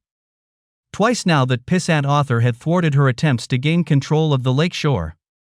She already had the plans drawn for 26 condos in a gated community. The profits would be enormous. There was one piece of property left he didn't own, and she was determined to get it. A loud, aggressive woman, she had been married 3 times. In her youth she was quite beautiful, but age and hard living was starting to catch up with her. Her last husband left her after she gained 60 pounds, telling her he couldn't live in the animal world. Attitude of a shrew, face resembling a jolly bulldog, screeching laugh of a hyena, and an ass big enough to put a saddle on. She didn't take the description well, and broke his nose. He had the audacity to call the police, and she spent 2 days in jail for spousal abuse.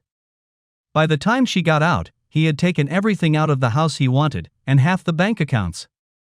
Adding to her woes, he was also her accountant and knew where the money was. He ended up with a house and a nice cash settlement. She now hated all men in general, and a few in particular. Jimmy came to me when she tried to buy his place. He didn't want to sell to her, but she was offering him 15% above value. I made him a counteroffer of 25% above. Jimmy and I got along well, but of all my neighbors, he was my least favorite. He complained to me once that since I had redone our private road to state standards, his property taxes went up. He was having a ball, visions of big money and the pleasure of playing us off each other. I had my own plans. My lawyer did some research and got me in touch with an attorney in Morgantown to handle my real estate dealings. He was young, but seemed to be sharp as a tack. The new eminent domain ruling from the Supreme Court could hurt you. It's all about tax base now. If the county can be convinced that a significant boost to the tax base will occur, you'll be in serious trouble. In my opinion, your best bet would be to take key strips of your property and turn them into tax-exempt or historical areas, destroying the viability of condos or vacation homes. I'll look into it. I had to do a quick book tour, 10 days. I told BB and Sarah to watch my house, and got a nice kiss from both of them. BB lingered, trying to catch me alone. She followed me to the truck, and as soon as Sarah went back into the house she started talking. Something is bothering Mom. She's used to working but can't find a job. She's looking online, and there's a good chance there is a job in Morgantown. That's too far to commute in the winter, and she's looking at apartments. I'd have to change schools, I wouldn't have my friends, especially Sandy. We'd go to a new church, too. Every time I tell you my troubles they seem to disappear. You're my good luck charm. Help us if you can. I told her I would see what I can do and she smiled with the faith of a child. Problem solved. She pulled me down so she could whisper in my ear. Most of all, I would miss you, Dad. She kissed my cheek and ran back into the house giggling. I thought about it a lot on the plane, racking my brains.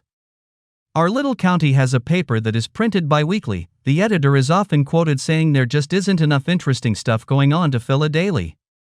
I had picked one up on the way to the airport, knowing I would be reading mostly about births, deaths, anniversaries and marriages, mixed in with a picture of somebody's 10-pound tomato and ads for the next VFW dance and bingo nights.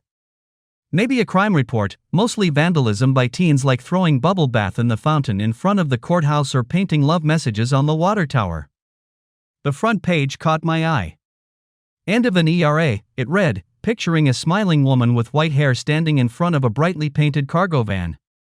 Friday marked the end of an era. Mrs. Edwina Spivey drove her trusty old bookmobile for the last time Friday. She's retired, and the county has retired the van and discontinued the program, citing budget woes. All involved were deeply saddened. The bookmobile was a lifeline to the rural communities, especially the elderly and disabled without computer skills. The van was badly in need of replacing, and the county can't afford another one, or the salary to replace Mrs. Spivey. I thought about that for a while, and made some quiet arrangements. I picked a paper up on the way home. A miracle, ran the headline. Just 8 days after the retirement of Mrs. Spivey in the bookmobile program, a non-profit, private foundation dedicated to keeping libraries and other programs that make books and educational materials available to rural areas has given the county a grant to both keep the bookmobile route going and open a branch library in the Bear Lake community, to be named in honor of Mrs. Spivey. It went on to explain that a brand new van was being outfitted immediately. The library would have 6 state-of-the-art computers in a dedicated room, donated by a department of the federal government created to assure computer access to areas not normally covered, and classes would be offered on a rotational basis to train users. The service was free and also federally funded. At the very bottom was an announcement that Ms. Sarah Parker, a former high school teacher and recent resident of the community, would be the head librarian and part-time driver of the bookmobile. The rest of the staff would be volunteers, including Mrs. Spivey. Her salary would be paid for the first 3 years by the nonprofit foundation. Ms. Parker seemed very pleased with the opportunity, and pledged to do her very best to keep the library current and relevant to the community and the county. God does indeed move in mysterious ways sometimes. BB was standing in the middle of the road with Sandy and some more of the local kids. "Did you hear? Did you hear?" "Hear what?" "I just got home. Mom got a job. We don't have to move. We can stay with you." She kissed me and blurted out, "Congratulations, it's a girl." Then got really quiet and hung her head. I hugged her to cover her embarrassment and whispered in her ear so softly that only she could hear, "I always wanted a little girl." She surprised me by crying and running into the house. I told the rest of the kids to call their parents and tell them they were going to be a little late. They were all having dinner with Sarah and BB at my house in 1 hour. In due time, chicken breasts, burgers, and hot dogs were on the grill. Sarah made coleslaw and steamed a bunch of mixed vegetables.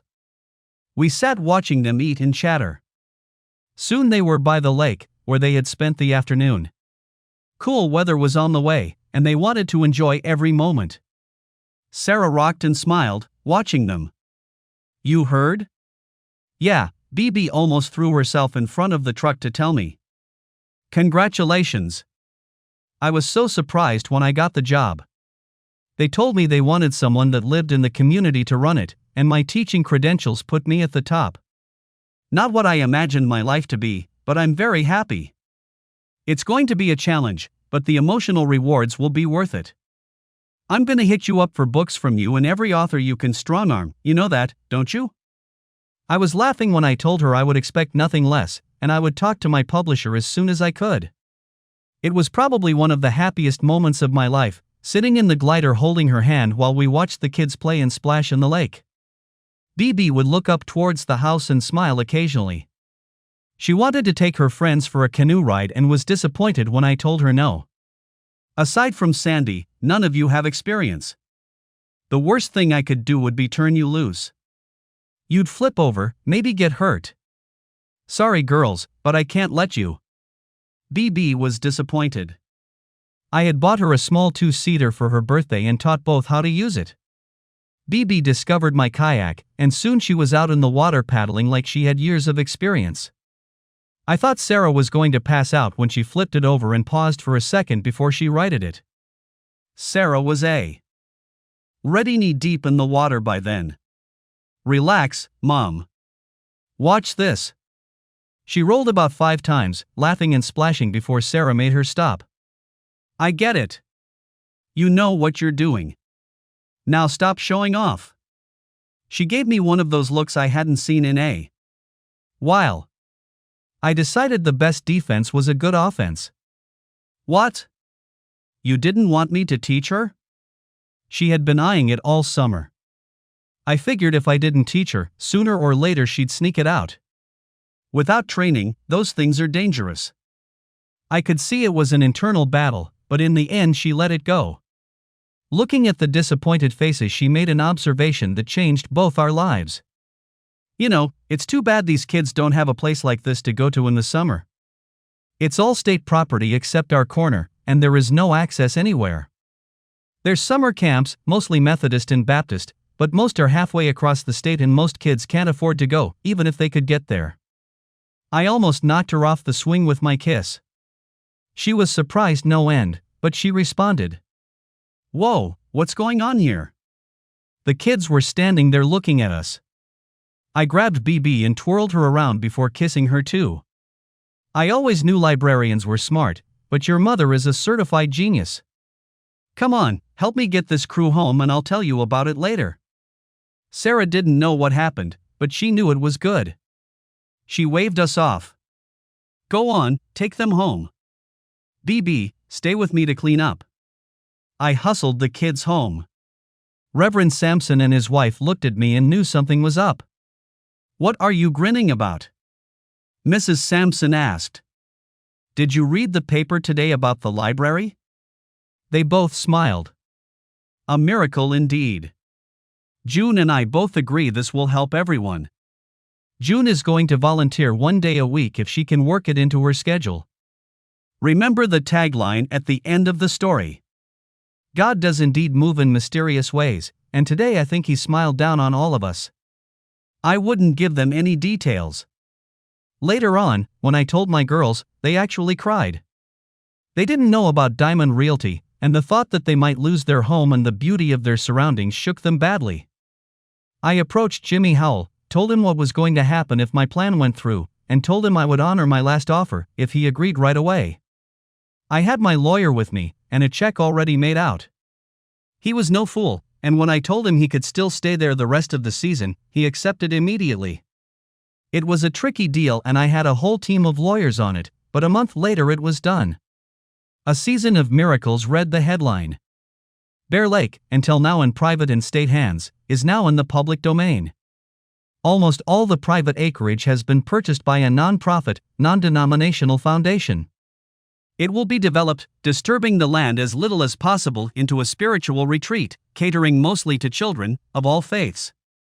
When developed, it will be able to handle 150 to 200 guests, complete with bunkhouses, dining halls, and educational centers.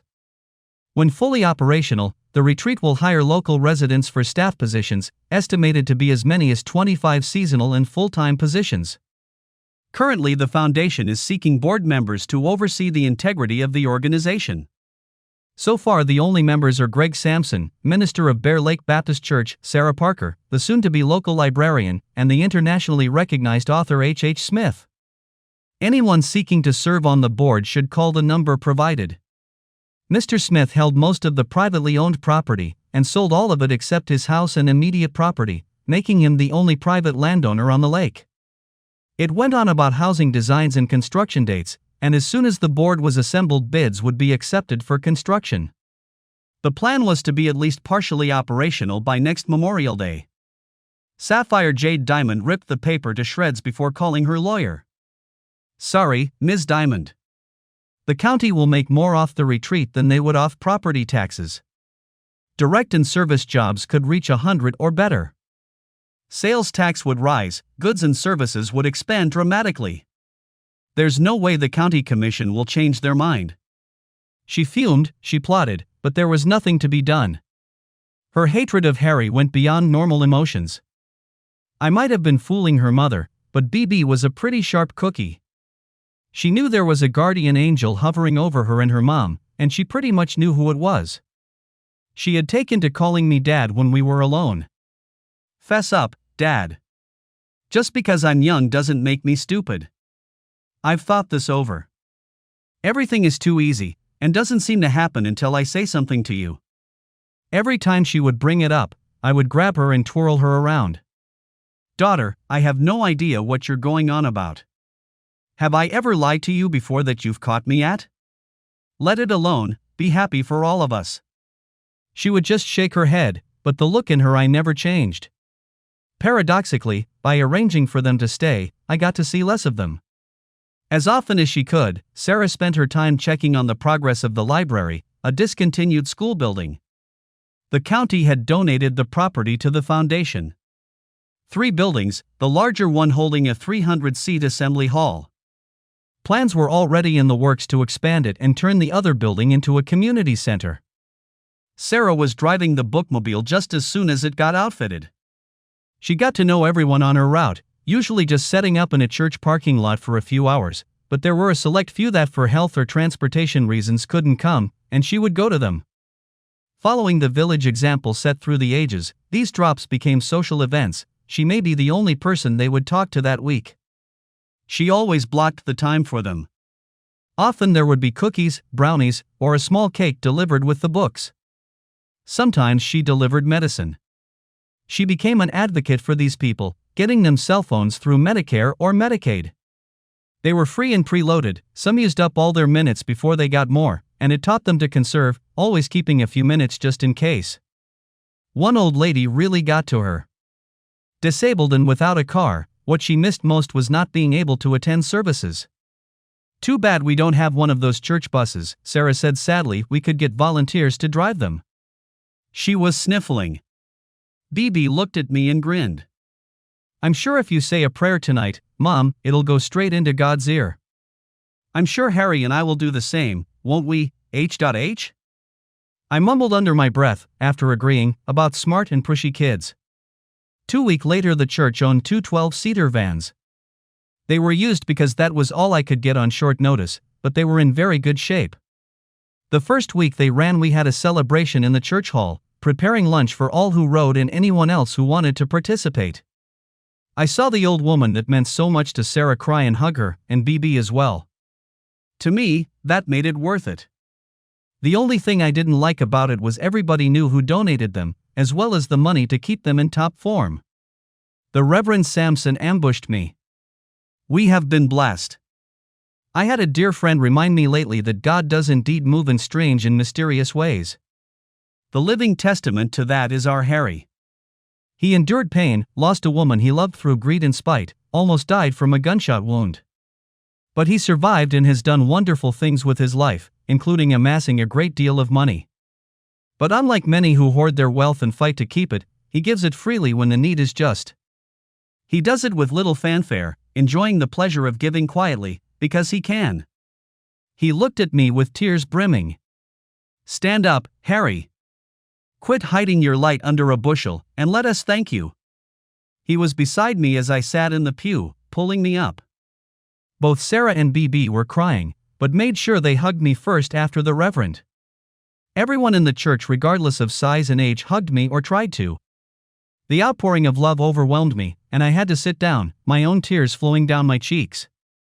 When we finally moved to the hall to share the meal, I tried to chew out the Reverend. If you embarrass me like that again, I'll go somewhere else. He laughed at me. When you say that and I look into your eyes and believe it, I'll pray for your soul. Now, let's eat. BB started school. Sometimes her mom would drive her, sometimes I would, sometimes she took the bus. Sarah fussed, but I put a shelter at the bus stop to keep her out of the weather while she waited, complete with heater. It could get pretty cold in these mountains. I just smiled at her. My property, my decision. You can always forbid her to use it. That never happened. I had to go to Chicago for the new book, and took them alone. They visited old friends, and shopped while I did my business. They were having a ball until they ran into her ex, completely by accident. Even though he had visitation rights, he had never once come to see BB. She had matured quite a bit, shooting up 2 inches and started developing a figure. No doubt, she was going to be a heartbreaker. He didn't recognize her at first. Sarah just stopped dead on the sidewalk. BB.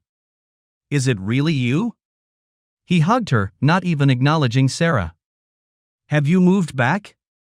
With a glimmering of what a she-devil she could be when she wanted to, she smiled sweetly.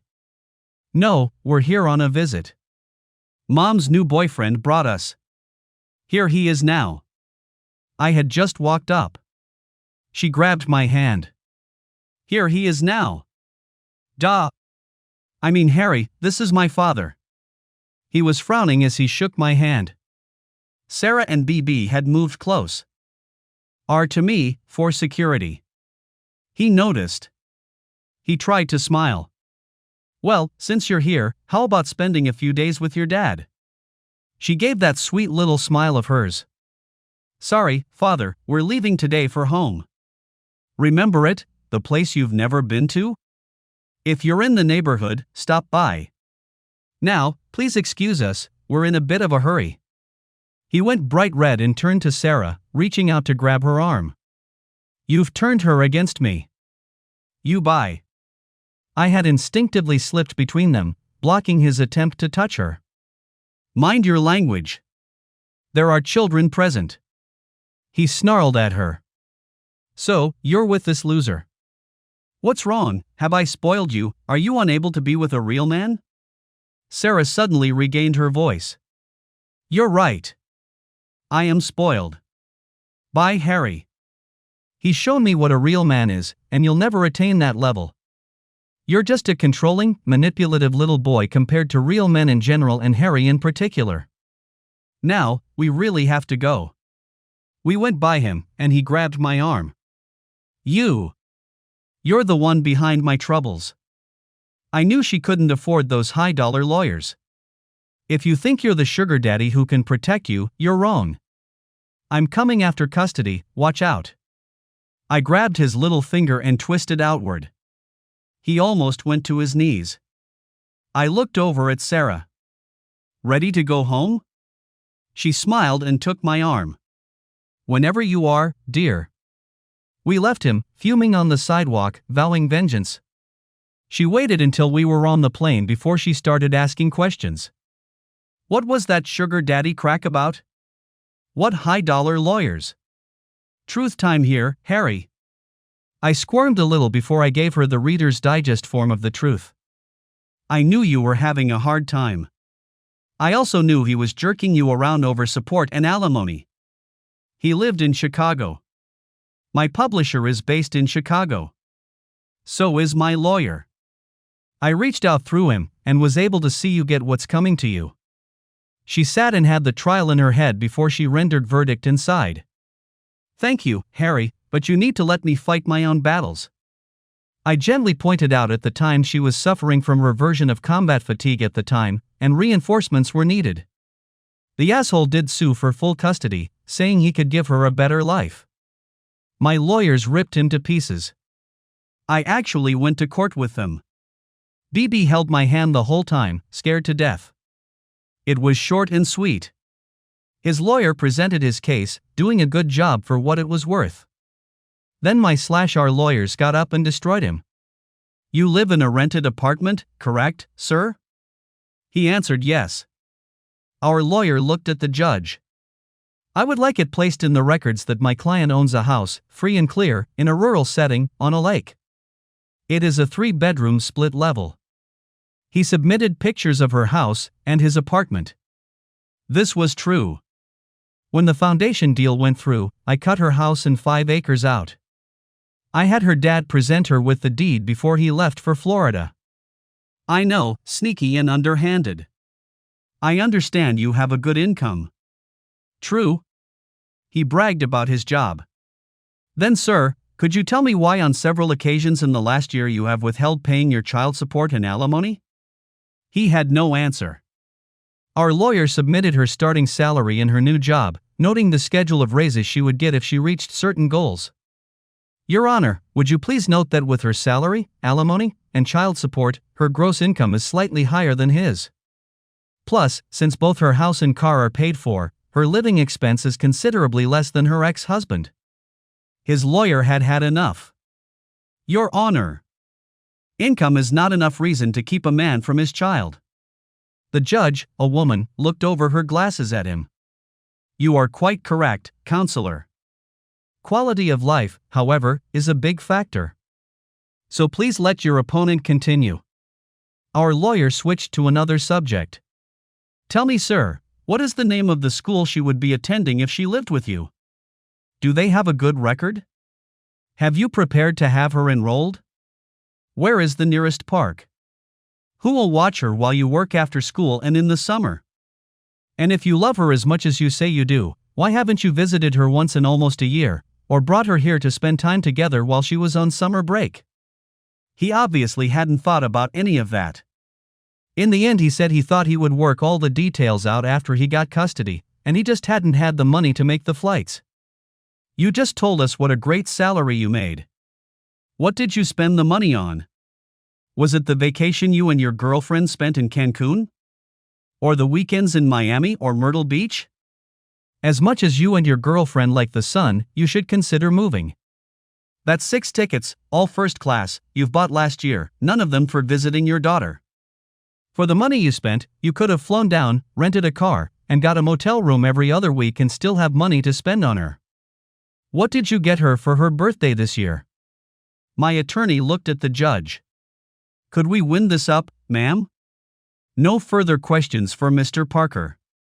I'd like to call Miss B.B. Parker to the stand. Let's hear what she has to say about all this, and who she'd like to stay with. His attorney had fought to keep her off the stand, and lost. I had to walk her up to the stand before she would let go of my hand. The judge gave me a look. I know you. Have you been in my court lately? And clarify, the child obviously is very familiar with you. What's your role in this mess? You have a good eye, Your Honor. I was in your court 2 years ago, following a criminal trial I was thinking about making into a book. And I'm proud to say that Sarah and BB are very special to me. We're neighbors, but more importantly we're friends, and I tend to stick by when my friends are in need. She shook her head. I remember, the writer. You gave me some of your books. Quite good. You may step back. BB was eloquent on the stand. She described the breakup of her parents from her view, and how lonely she was when they first moved. Then her eyes glowed as she described her life later, her friends, her school, her church, how much better it was in a country setting. She bragged about her perfect grade point average, her certainty to be on the principal's list in the newspaper. She addressed the judge directly. Ma'am, my life is almost perfect. I'm a country girl now, if you force me back into the city I'll wither and die. His lawyer was drowning and knew it.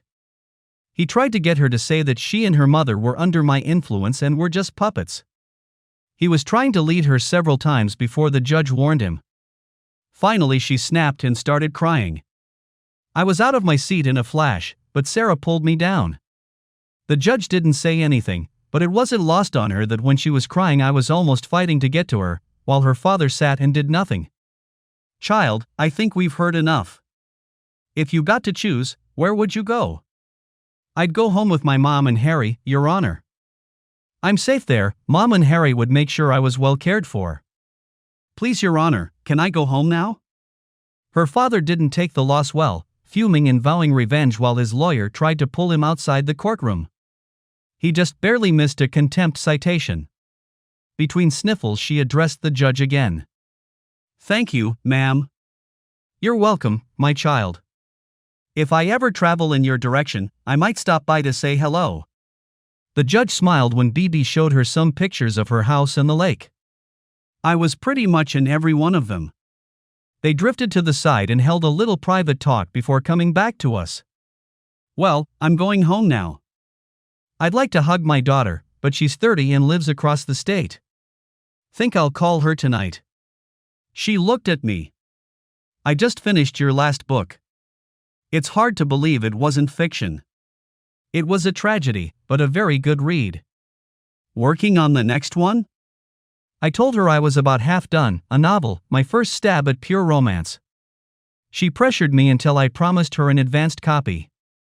BB giggled and said she would send her what she promised when the time is right. What did you promise to send her? I asked as we got ready for the flight home. She smiled her newly acquired grown-up smile. A woman needs her secrets, Dad. Sarah's head snapped up. It was the first time she had heard her call me Dad. However, she said nothing. In fact, she was smiling when we left for the airport. To use the old-fashioned term, we were going steady. Everyone assumed we were a couple now. Any invitations we got now were to both of us. BB spent a lot of Saturday nights with the Sampsons while we went out. We returned the favor, watching over their children when they needed a little alone time. BB had her own room in my house now, and she and Sandy took advantage of it when they were over. Sarah and I would watch the youngsters until bedtime. We would do a little quiet snuggling and quite a bit of kissing before I would go back home to make sure BB and Sandy hadn't broken any furniture. Most times I would find them asleep in front of my 52-inch television, a romance in the DVD player. I would wake them gently and send them to bed. It was nothing for me to find them back in front of the television, asleep on a blow-up mattress I bought just for these sleepovers, snuggled together, sleeping like a rock. I usually started breakfast, calling Sarah to bring the little ones as soon as the things started getting done. I was taking a break from writing a few months ago and BB had Rachel Ray on the TV, yelling for me to look. The girl loved waffles, and Rachel was making them with cake mixes. Red velvet with cream cheese icing drizzled across the top. Chocolate with chocolate syrup. Strawberry with fresh strawberries in. Cream. The combinations were endless. Ooh, Dad, look. Can we make some?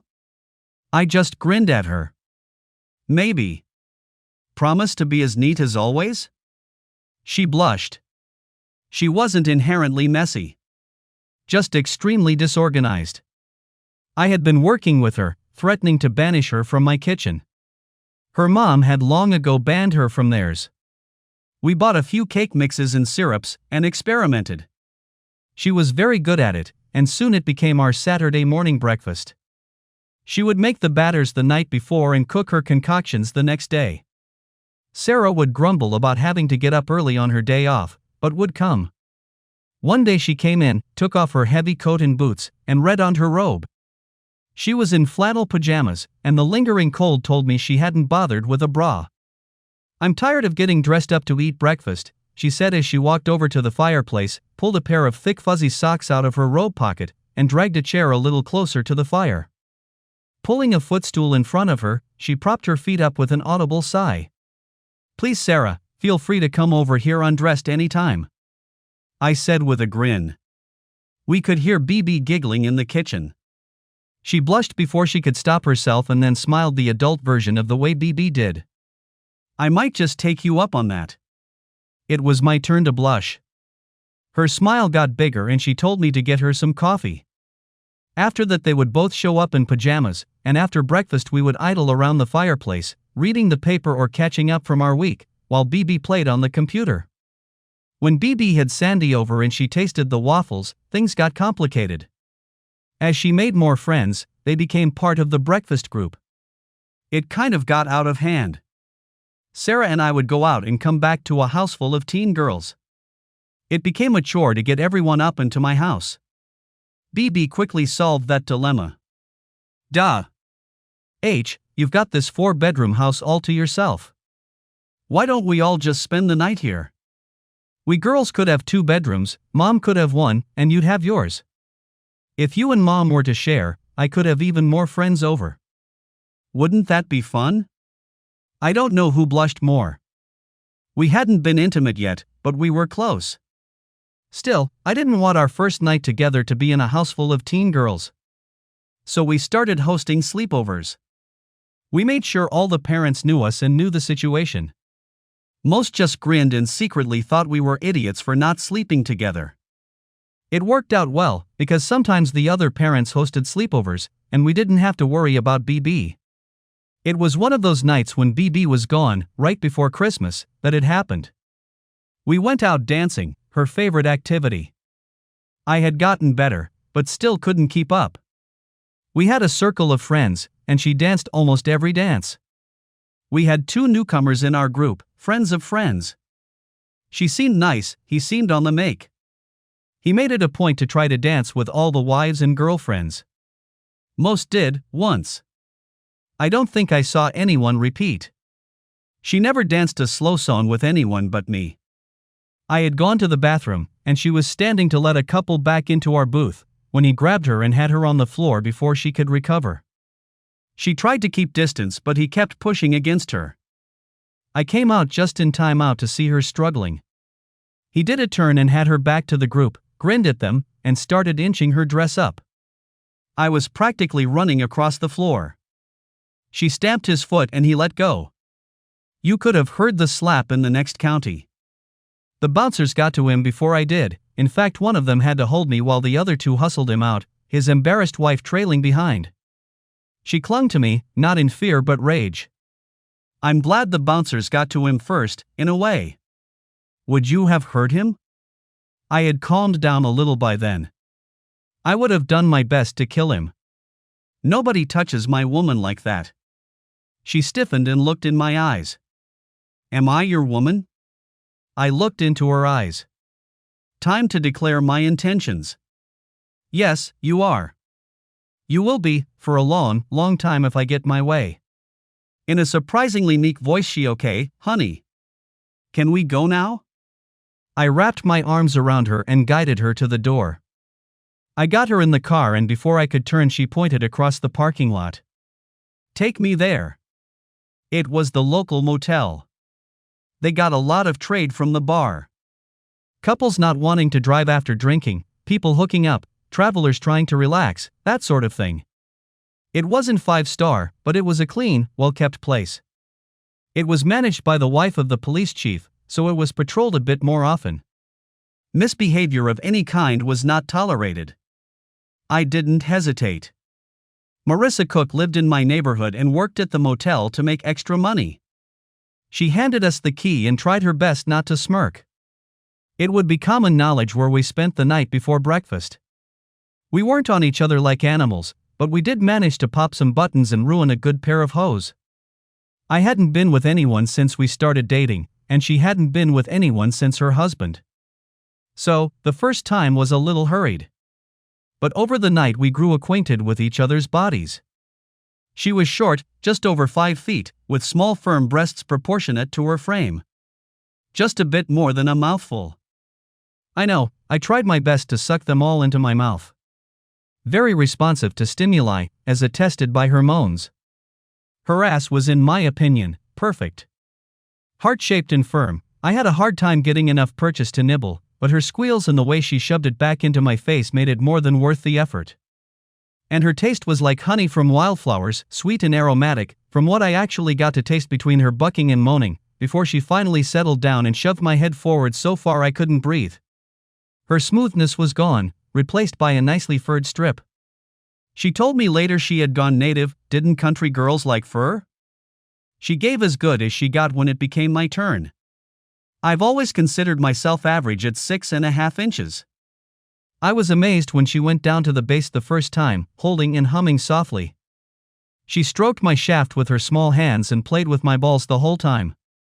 She would slid all the way off, circle the head with her tongue slowly, looking me in the eye, before plunging back down. When I felt myself losing control I tried to pull off, but she reached up and covered my hand with hers and pushed down, firmly. I literally saw stars when I erupted. She let me rest for about 15 minutes before sliding down my stomach. 10 minutes later she slid over my body, lining up and slowly, sinking down. She was so incredibly tight it took her almost 10 minutes to get firmly seated. She sat, giving little gasps as she started rocking, working around in small circles. After a few minutes I started thrusting up. She started sliding up and down, short small strokes at first, but in a few minutes she was pounding into me savagely. I rolled her over and she locked her legs behind me, pulling me in. For 4 or 5 minutes I pounded her mercilessly, her urging me on the whole time. She surprised me with her strength, arching into me, actually pushing me back. I responded by slipping almost out before ramming hard and holding it. She shrieked as we both exploded. Her muscles clamped around me so hard I didn't think I could force it out, but I did. After a few minutes of savoring the feeling, I rolled off, pulling her to me. I started to tell her I loved her but she put her fingers to my lips. Shoo. Let's just enjoy the glow for a minute. The next thing I heard was the shower running. I stumbled to the bathroom to find it locked. Just a minute, I heard. I was about to get dressed and find a bathroom when she came out wrapped in a towel. "All yours," she said. I stumbled in and emptied my bladder, then hopped into the shower. I left the door open, but she didn't come in. When I came out, she was gone. She had left a note. "Getting coffee." I dressed and she came back in with the coffees. She wouldn't look me in the eye. "Sarah, what's wrong? Are you ashamed of what we did last night? Was it a mistake? Talk to me." She fidgeted for a moment. "I swore I would never let myself love anyone else. My husband ruined me.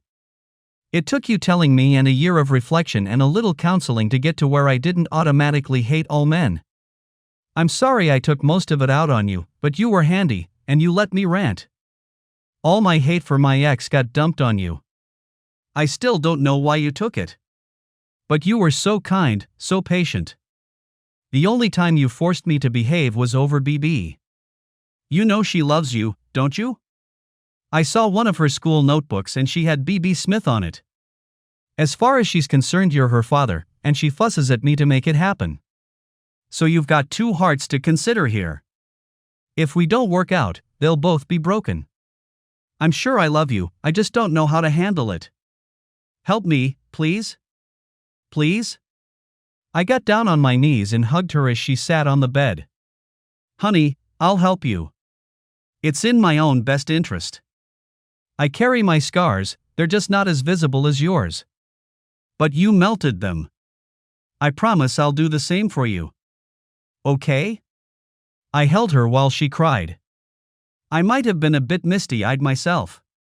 When she calmed down, I helped her up. "Come on, we have to go home. I'm sure our child will notice something is up if we don't." When I said our child, I felt her shudder and grip my hand tighter. To say BB knew something had happened was an understatement. When we picked her up, she immediately saw the stubble on my face. She knew I hated being unshaved, and that we were wearing the same clothes we left her in. In retrospect, we should have gone home. De-changed, but neither of us were thinking clearly. Her grin made her face disappear. Not a word I whispered in her ear as I collected her. She made it 5 miles before she couldn't contain it any longer. "So, did you guys have a good time last night? Dancing, I mean?" Sarah blushed and hid her face in her hands. I just grinned. "Why, yes we did, BB. A really good time. Thank you for asking. I hope to do a lot more dancing in the future." "Don't you, honey?" Sarah just moaned a little and shut her eyes. I looked at BB in the rearview mirror and caught her eye. I cut my head over at her mother and mouthed "Stop it" to her. She nodded. "Well, I'm just glad our family is all home safe and sound. What's for lunch?" Everybody knew. There was no such thing as a secret in our little community. Nobody said anything, well, not directly of course. A lot of odd things came up in conversation at church, though. Sarah got the brunt of it. Little things kept coming up. My Aunt Carol makes the prettiest cakes you ever saw. Her wedding cakes are famous. I have her card, dear, in case you ever need a cake for a festive occasion. You know, we haven't had a wedding in the church in ages, don't you miss them? Nothing makes me happier than to see two young people start out on the right path.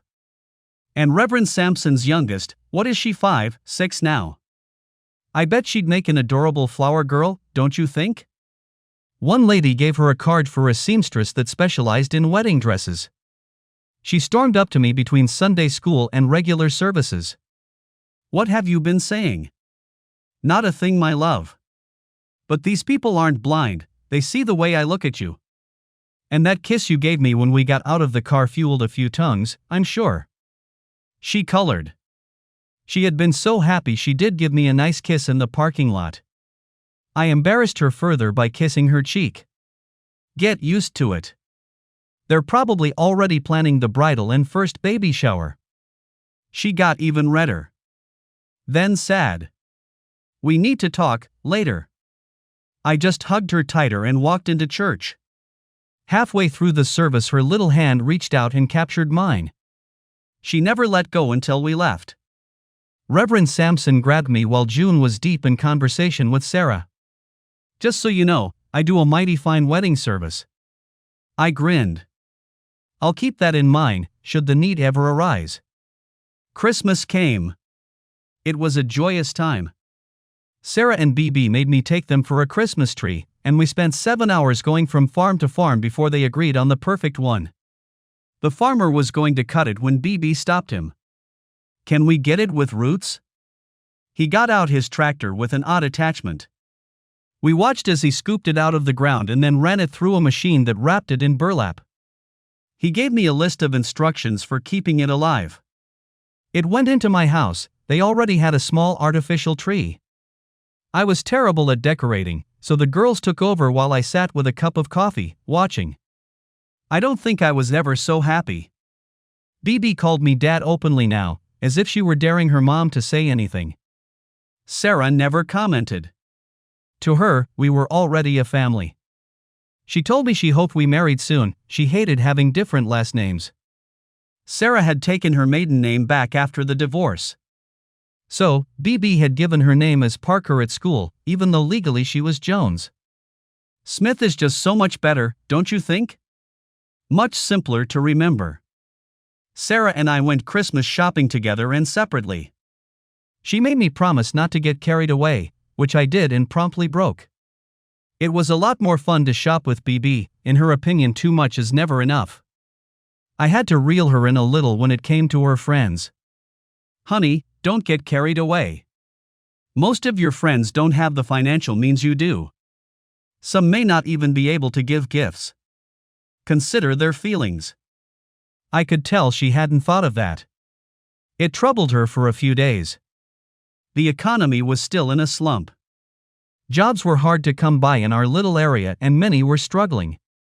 I was often amazed at her analytical mind and huge heart. She approached me while her mother was at work. She got home from school before her mom left work, and she always stayed with me until she got off.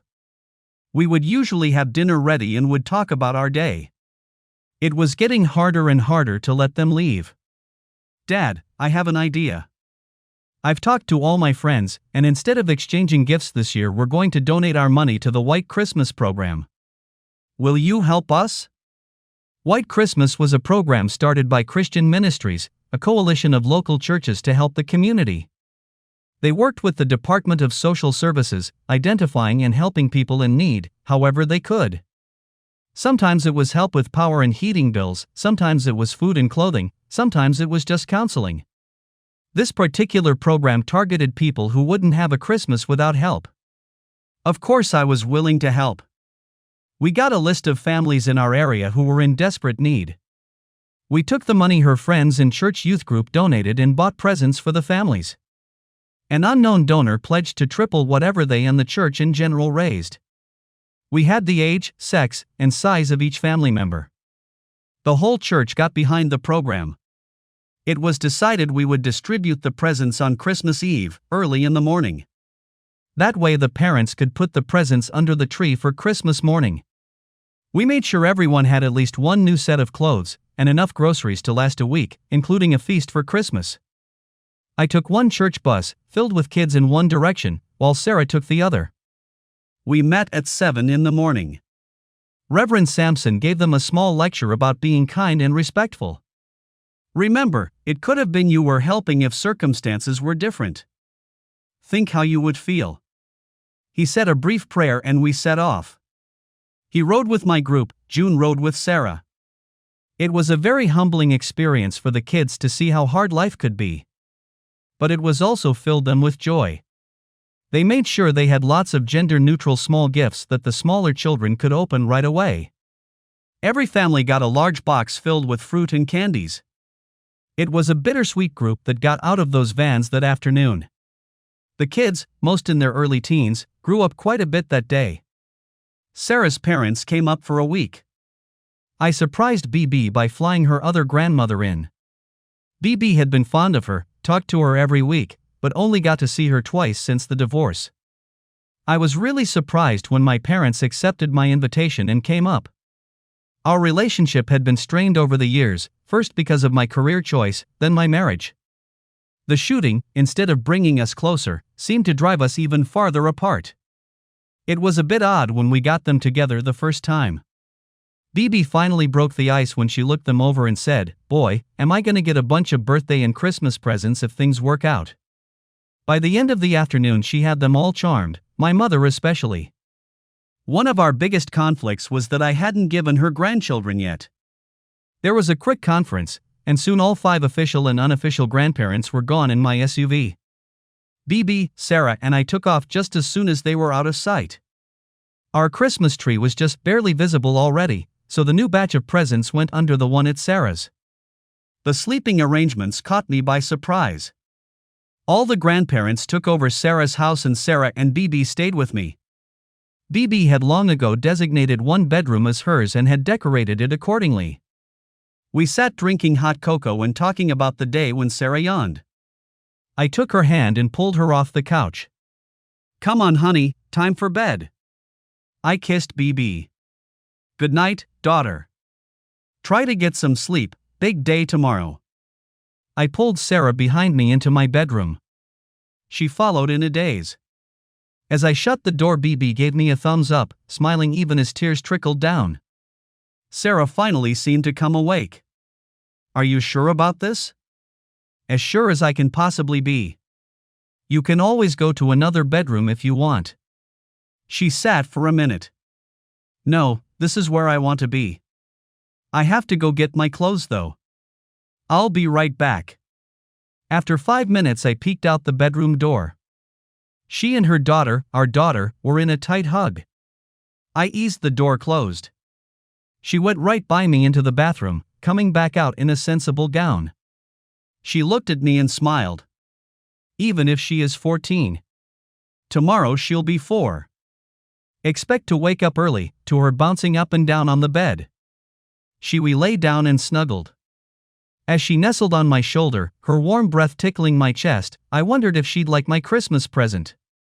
Sure enough, at 5:30 the next morning, the bedroom door slammed open. "Get up! Get up! Merry Christmas! Come on, we have to get breakfast started." She had pre-made the batter last night. Her village of grandparents got to taste her waffles and were suitably impressed. They all sat back when they were done with contented sighs. We teased BB by talking about what we would do next. Watching parades, football games, and dog shows were discussed. I suggested going back to bed for a few hours. BB finally stamped her foot. "Fine. I guess I'll go unwrap presents by myself." We all laughed and trooped to the living room. It must have taken an hour, but the presents were all distributed and opened. Then we had to go back to Sarah's and do it again. Finally, everyone thought it was over. I looked at my mom, and she nodded, looking towards the tree. I had asked her to hang a couple of extra ornaments for me. "I think you guys missed a couple." I pointed at the tree. There were 2 decorated laminate eggs hanging in front. The pink one had BB monogrammed on it, the light blue one had Sarah. BB opened her first. Small diamond earrings I had bought months ago, when she had shown them to me in the window of a jewelry store in Chicago. It set off a wave of tears. Sarah instinctively knew something big was about to happen. She slowly opened the egg and collapsed on the couch. I never was impressed with diamonds, so I had her ring custom made, a beautifully cut sapphire, surrounded by small diamonds. I was beside her by then, holding her shaking body. "Well, honey, do you like it? If not, pick anything you want, just as soon as you say you'll marry me." She sat and rocked, crying as the parents congratulated her. I slipped it on her finger. She held it out, admiring the sparkle. Then she surprised us all. "I say yes, conditionally. I want to marry you with all my heart. But we need to discuss something. When I'm finished, if you still want to marry me, I accept. If you don't, I'll understand." She looked at our parents. "We're going back to Harry's house for a bit. Please give us an hour of privacy." It was a silent walk up the driveway, but she held my hand the whole time. She made fresh coffee and we sat in front of the fireplace. "Honey, do you know how old I am?" I assumed she was around my age. I shook my head no. "I'm 37, 7 years older than you. When I was pregnant with BB, my husband pushed me down the stairs. BB was born 6 weeks premature. I'll always believe that's why she's as small as she is. Because of complications, I can never have children again. So, my age doesn't matter. I can't give you children. Do you still want to marry an old, barren woman?" I took her hand. "Look at me," I commanded, not speaking until she held my eye. I didn't fall in love with an old woman or a baby factory. I fell in love with you. As good as you look now, when we're 70 and you look 50, I'll have to beat the men off of you with my cane. And you've already given me a child. A man couldn't ask for a more perfect daughter. If we decide we want more children, there are plenty out there that need a loving home. Before you answer, I have a few things I need to tell you. I bought your house so you'd stay here with me. The retirement money your dad sent you came from me.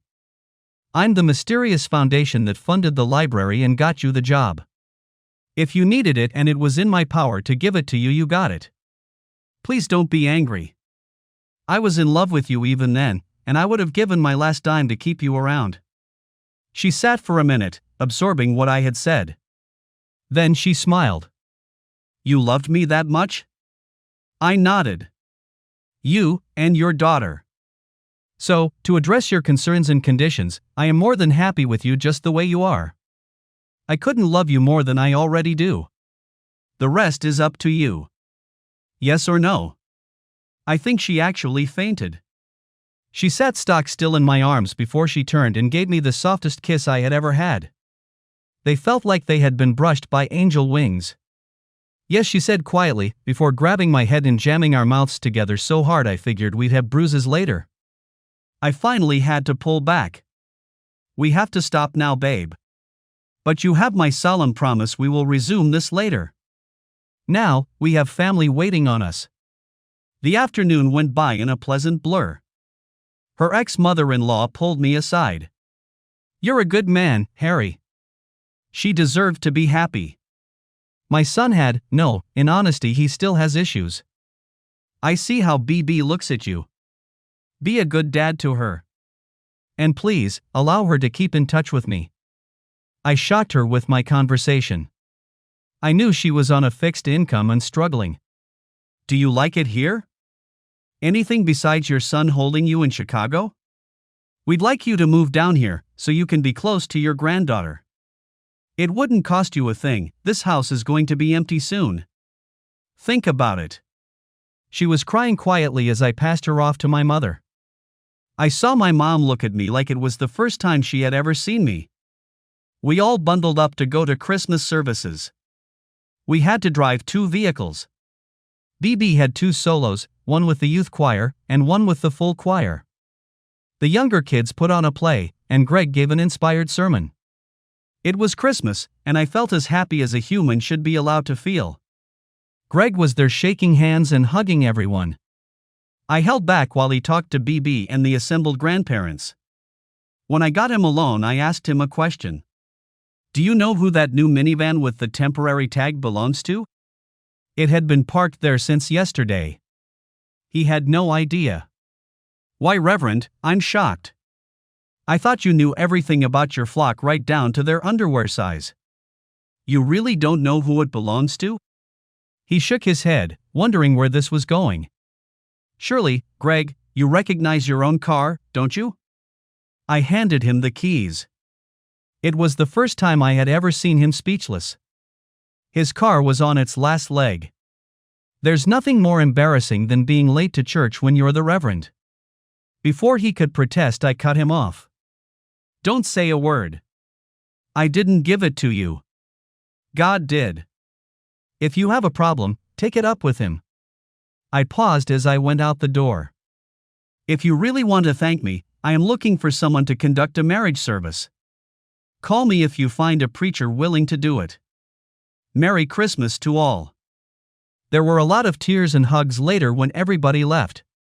Before I had a chance to argue, the grandparents started talking about which weeks BB was going to stay with them this summer. I almost lost my new daughter before I got her. The single grandmother just smiled when they asked her what week she wanted, saying it really didn't matter. She went back to Chicago and stayed just long enough to pack what she wanted to keep, get rid of the rest, and say goodbye to her friends. Her son went ballistic when she told him, "Why would you care? I've lived 6 blocks from you for 2 years, and you've been to see me once. I talk to you once a month on the phone, and I have to call. You're not angry about me leaving, you're angry about where I'm going. Maybe I'll send you pictures of your daughter from time to time." She left before he could reply.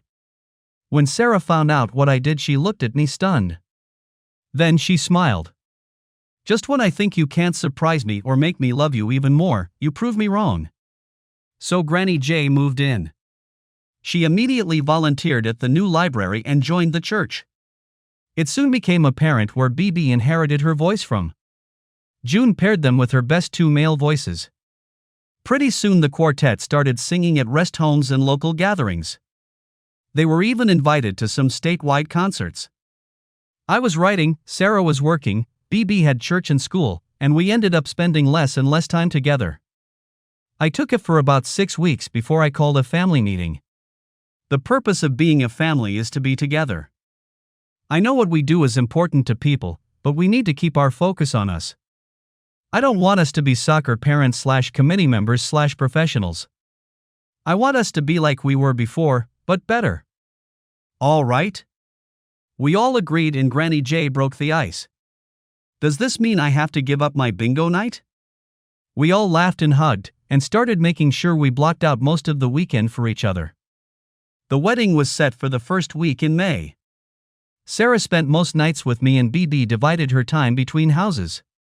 Most times we all stayed in my house, it just made it easier. Jane, I didn't like addressing her as Granny J, was a voracious reader with an amazing memory. I had finished the first draft of my new novel, and was looking into doing an historical-based novel on the Over-Mountain Men, a loose group of Revolutionary War irregulars from most of the southern border states and territories, who converged on Kings Mountain, on the North/South Carolina border to battle and defeat the Loyalist troops under the command of Major Patrick Ferguson. Many considered it the turning point of the war, driving Cornwallis to his ultimate defeat and surrender. Up until then these men pretty much ignored the war, fighting Indians, and trying to keep their farms going. When Cornwallis put out his proclamation stating that he intended to burn their homes, kill their livestock, and leave their children orphaned, they took offense. These weren't regular troops, but frontiersmen who grew up fighting Indians. They had no formal knowledge of battle. They would hide behind a tree, shoot you, then run away until they could reload. They massacred the Loyalists, including their leader, and then killed many who surrendered in their rage. Jane became a paid researcher, giving me a lot of help. When the book was finished, she got credit for her contribution. Meanwhile, things were not going so well for Mr. Edward Jones. He lost the job he loved so much in the continuing disintegration of the economy. The hot young blonde, seeing the end of her shopping sprees and vacations, left him. He started drinking more, and misbehaved so badly to another tenant the police were called and the management sent him a formal letter, threatening eviction if anything similar happened again. He brooded and fumed, and came to the conclusion if Sarah hadn't left him everything would be fine. Then he blamed me for taking them away from him, even though they had divorced and she had moved well before I came into their lives. Finally, he decided that all he needed to do to get his life back on track was his family back. With that in mind, he flew into the closet big city and rented a car. He'd straighten the whole thing out, by God, and put their asses on a plane back home. It was early April and the snow was still on the ground and there was a chance for more in the next few days. Already dark by 5, we had settled in for the night. Sarah and BB were spending the night with me. BB did her room exactly as she wanted it by now, but Sarah was making little comments like wouldn't a different window treatment look nice, or wouldn't some bright pillows liven up this couch, until I hugged her and told her she could do anything she wanted right up to the office door. That room was strictly forbidden. BB was talking about riding her new four-wheeler down to check on her grandmother, something one of us always did before bedtime. The phone rang and it was Jane, in a panic. Edward had shown up, demanding to see Sarah and BB. She told him they were out, and he should come back later. He was roaring through the house looking for them. Sarah had called 911 while I went down to her house. I carried my .40 Smith & Wesson. When I told Sarah months ago I didn't have guns laying around the house, I wasn't lying. That didn't mean I didn't own them. Luckily, there was a deputy close by. He pulled into the drive the same time I did. He saw my holstered weapon. "Wiley, lay your weapon in the back seat of my car. Let me handle this." I complied. I had no choice. He got Edward out of the house, keeping his hand on his taser. By then he had calmed down, but he told the deputy he was staying until his wife and daughter came home. I got Sarah on the phone with the deputy. I am not his wife. We've been divorced for almost 2 years. I have primary custody of our child. I did not invite him and I don't want him there. Can you make him leave? Tell him to call me and set up a time and he can come out, if he's sober and rational. Now, he's upset his mother, who does live here, pretty badly. Can you help me? He forced him to leave, telling him he would be charged with trespassing and spend the night in jail if he didn't. Some of what he said sunk in, and Edward left. The deputy followed him all the way down the mountain. He came off the next day, sober. I sat out on the deck, giving them privacy but being close at the same time. It started quietly but soon got loud. "Honey, I want our family back. Come home, we can be happy again." Sarah and BB looked at him like he had grown 2 heads. "Ed, we're divorced. I don't love you anymore, and I don't think you ever loved us. You just loved your lifestyle. We can't work things out, I'm in love with someone else."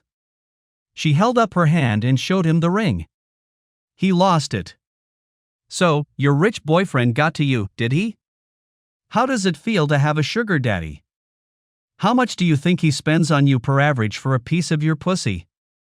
How long before you get tired of him, clean him out and move on?" Sarah went pale and BB started crying and ran out to me. I was in the house instantly. I didn't pretend to be reasonable. "Look, asshole, you don't have a family anymore. You threw them away and you can't have them back. She's my woman now, and BB is my daughter." "Know why?" "Because I give them love, and try to make their lives better any way I can. If she wanted me to sign everything I had away to her before she'd marry me, I'd do it in an instant. You said your piece, made your argument, and lost. Go home now. If you want to see BB, come during your scheduled visitation, we won't stop you. As far as visitation, we're going to amend it so you can't take her out of state. I don't trust you, and I have to worry about the safety of my daughter. Fight it if you want, we'll be glad to see you in court. I'm even willing to let you stop paying child support if you leave us alone. Think about it and get back to us. Now, it's time for you to leave." He was furious. Sarah had her hand on the phone. She had already dialed 911, all she had to do was hit send. He was a lot bigger than me, but I was in better shape and had taken a few self-defense classes. The fact that I was ready to fight him made him stop and think. "This isn't over," he snarled as he left. I had all 3 girls in a group hug, promising it was going to be all right. After I got them settled, I made a phone call. "Harry, how you doing? I got something I need a little help with. Can you meet me at the diner at lunch?" "Thanks, Harry. See you then." Harry Winston was a retired cop, a former detective with the sheriff department. I had used him as a source a couple of times when I had to verify procedures and protocols for one of my books. He loved it, it relieved his boredom. It didn't hurt when I sent him a check for consultant services. He was a widower, his wife died a few years ago in a car crash. I went to the funeral. He wasn't actually retired, he was a reservist. These were guys who had retired but kept their certification, helping with traffic at big events and patrolling at least 2 days a month. This worked well because it gave them a little extra income and broke up the monotony of retirement, and it gave the active guys time off. They would work weekends mostly, or any time a regular deputy needed time off. I sat down at the table. "How you doing, Harry?" "Pretty good." "How you been, Junior?" He called me Junior because we both had the same name. It seemed to make him feel good, so I didn't object. "Great in one way, not so good in others." "You know I'm getting married, right?" He grinned. "Yeah, never thought I'd see it." "She's pretty and seemed intelligent, and she's got a firecracker for a daughter. My grandson has a crush on her, so I get to hear all about her." "You're a lucky man, Junior." "I got the invitation, we'll be at the wedding." "I have to see it for myself." I had forgotten what a recluse I had been when I first moved there. It didn't seem like my life, looking back. "The reason I called you, Harry, is I need your advice and maybe your help for a couple of days." I explained about her ex, and how I didn't trust him. "I need you to spend a night or two at the house, just until I'm sure he's actually gone. I'll pay, of course, and as a bonus you get to spend time with an attractive woman your age. Will you help me?" "Yes. It'll be good to work again. I'll call the sheriff, have him keep a closer eye on your neighborhood. He seems unstable from how you describe him. He may already be gone. I'll reach out to some friends, if he's still got the rental car we'll know he's still here." "An attractive woman my age, you say?" I laughed and described Jane. I went home and explained about Harry. I was keeping BB and Sarah with me. I had an alarm system at the house but hadn't actually turned it on except when I traveled. After BB, I didn't turn it on at all. I checked it out and gave them the codes, telling them to make sure it was on if I wasn't there. We teased Jane about Harry, telling her not to distract him with her feminine wiles. When Harry showed up with a suitcase, it was obvious after the first hour there was an attraction there. Sarah grinned at Jane when she decided to make her famous chocolate cake for dessert, and she blushed. At 2 that morning Jane called us screaming. Ed was back, trying to break in. He had picked up a pistol somewhere and was threatening to shoot if she didn't let him in. Harry identified himself, saying the police were on the way, telling him to drop the weapon. When Ed kicked the door in, Harry shot him. It didn't kill him. When he got out of the hospital, he was charged with felony trespass, breaking and entering, destruction of property, the door, possession of an unregistered weapon, assault with a deadly weapon, and communicating threats to a police officer. He was evaluated and found unfit to stand trial, and remanded to the State Correction Facility for mentally unbalanced prisoners. He was there for 2 years. He lost rights to BB while he was there, and left for Chicago just as soon as he got out. No one knows where he ended up. Spring came slowly, beating back the ice and snow relentlessly. Everybody got antsy as the wedding approached. My mom showed up 2 weeks early, Dad joined her the next. Her parents came up at the same time, and things were hectic for a while. Jane asked Harry to stay with her for a few days until her nerves were settled. 6 months later they determined she was still emotionally fragile, and he moved in permanently. BB summed it up. "That's great. You can never have too many grandparents." Sarah was getting all worked up, insecure 1 minute, tyrannical the next. I just smiled and endured it. My accountant nearly had a stroke when I told him there would be no prenup. He begged and Sarah said she didn't mind, but I was adamant. I was worth about $20 million, give or take. Between the foundation for the library, the non-profit charity we had started to establish, the spiritual retreat, and the donations I had made to different charities, I had spent almost $3 million in a 6-month period. I thought about it, and gave my church a one-time donation of $1 million. That way it was separated from any control or influence from me, making it a true decision of the church board how and when the money was spent. Finally the day arrived. The church overflowed. We nearly wiped out 2 local florists. June was matron of honor, BB, Sandy, and an old college friend were bridesmaids. My dad actually cried when I asked him to be my best man. My local lawyer had become a good friend and was happy to be a groomsman. Harry and Sarah's dad Bill were the rest of the wedding party. I asked Greg to be my best man, but he surprised us by refusing. As much as it would honor me, I would rather officiate, if you don't mind. Of course we didn't mind. We did use the local seamstress for her wedding gown. It was shimmery and layered, and the bodice fit like a glove. She seemed to float down the aisle. June and Greg's daughter was the ring bearer, and Harry's youngest son was the ring bearer. The bridesmaid gowns were also made by the same seamstress, a light pink. I know bridesmaid dresses are supposed to be unattractive to make the bride shine, but in this case it didn't work. They were works of art in pale pink. We used the auditorium beside T. He library for the reception. The twins didn't get to cater it because they were guests, but they didn't seem to mind. The orchestra started up, and we danced the traditional dances.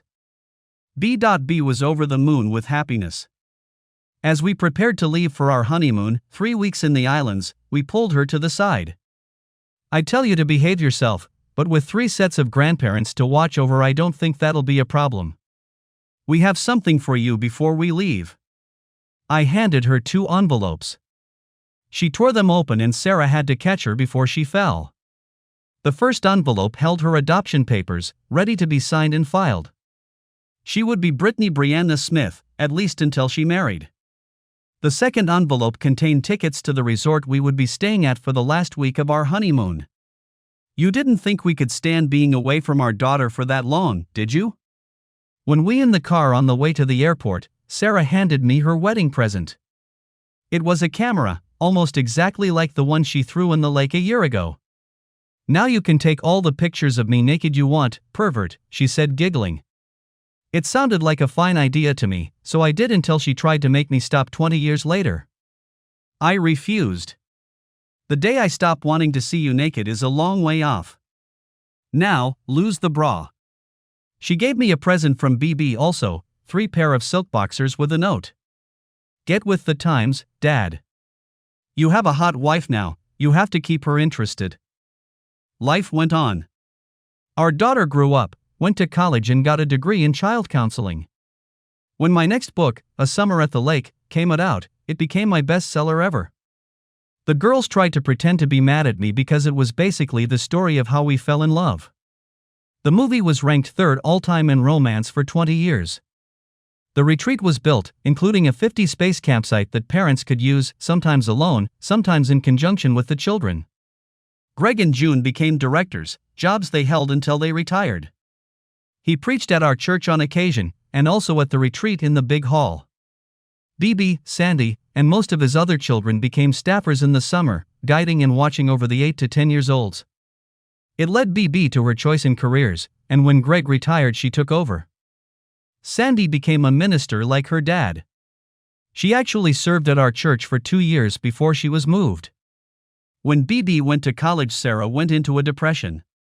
One day I came home to find Sarah rocking a 3-year-old girl in her arms, while her twin brother lay sleeping on my old bearskin rug. I remembered them from the retreat. They came with their parents and Sarah was enraptured with them. Their parents had been killed in a house fire. They managed to drop the children out the window before the smoke rendered them unconscious. So, at 42, Sarah became a mother again. BB was thrilled when she met her brother and sister for the first time. Bob and Bobby are in junior high now, and Bobby has a remarkable talent for writing. She told everybody that someone had to carry on the family business. Bob is a standard 14-year-old boy, starting to notice girls. He does love the outdoors, especially kayaking. He even competes in races, winning a lot. He says he wants to try out for the Olympics when he's 17. All the grandparents were thrilled to have a fresh set of grandchildren, and most summers, one or both were gone most of the time. I don't like it, but I don't complain much. I still write, but at a much slower pace. Maybe 1 book a year. We have more money than we'll ever spend, and each child has a trust fund. We can't wait to see what life has in store for us. Life has turned out well for us. Like a famous writer once said, life goes on.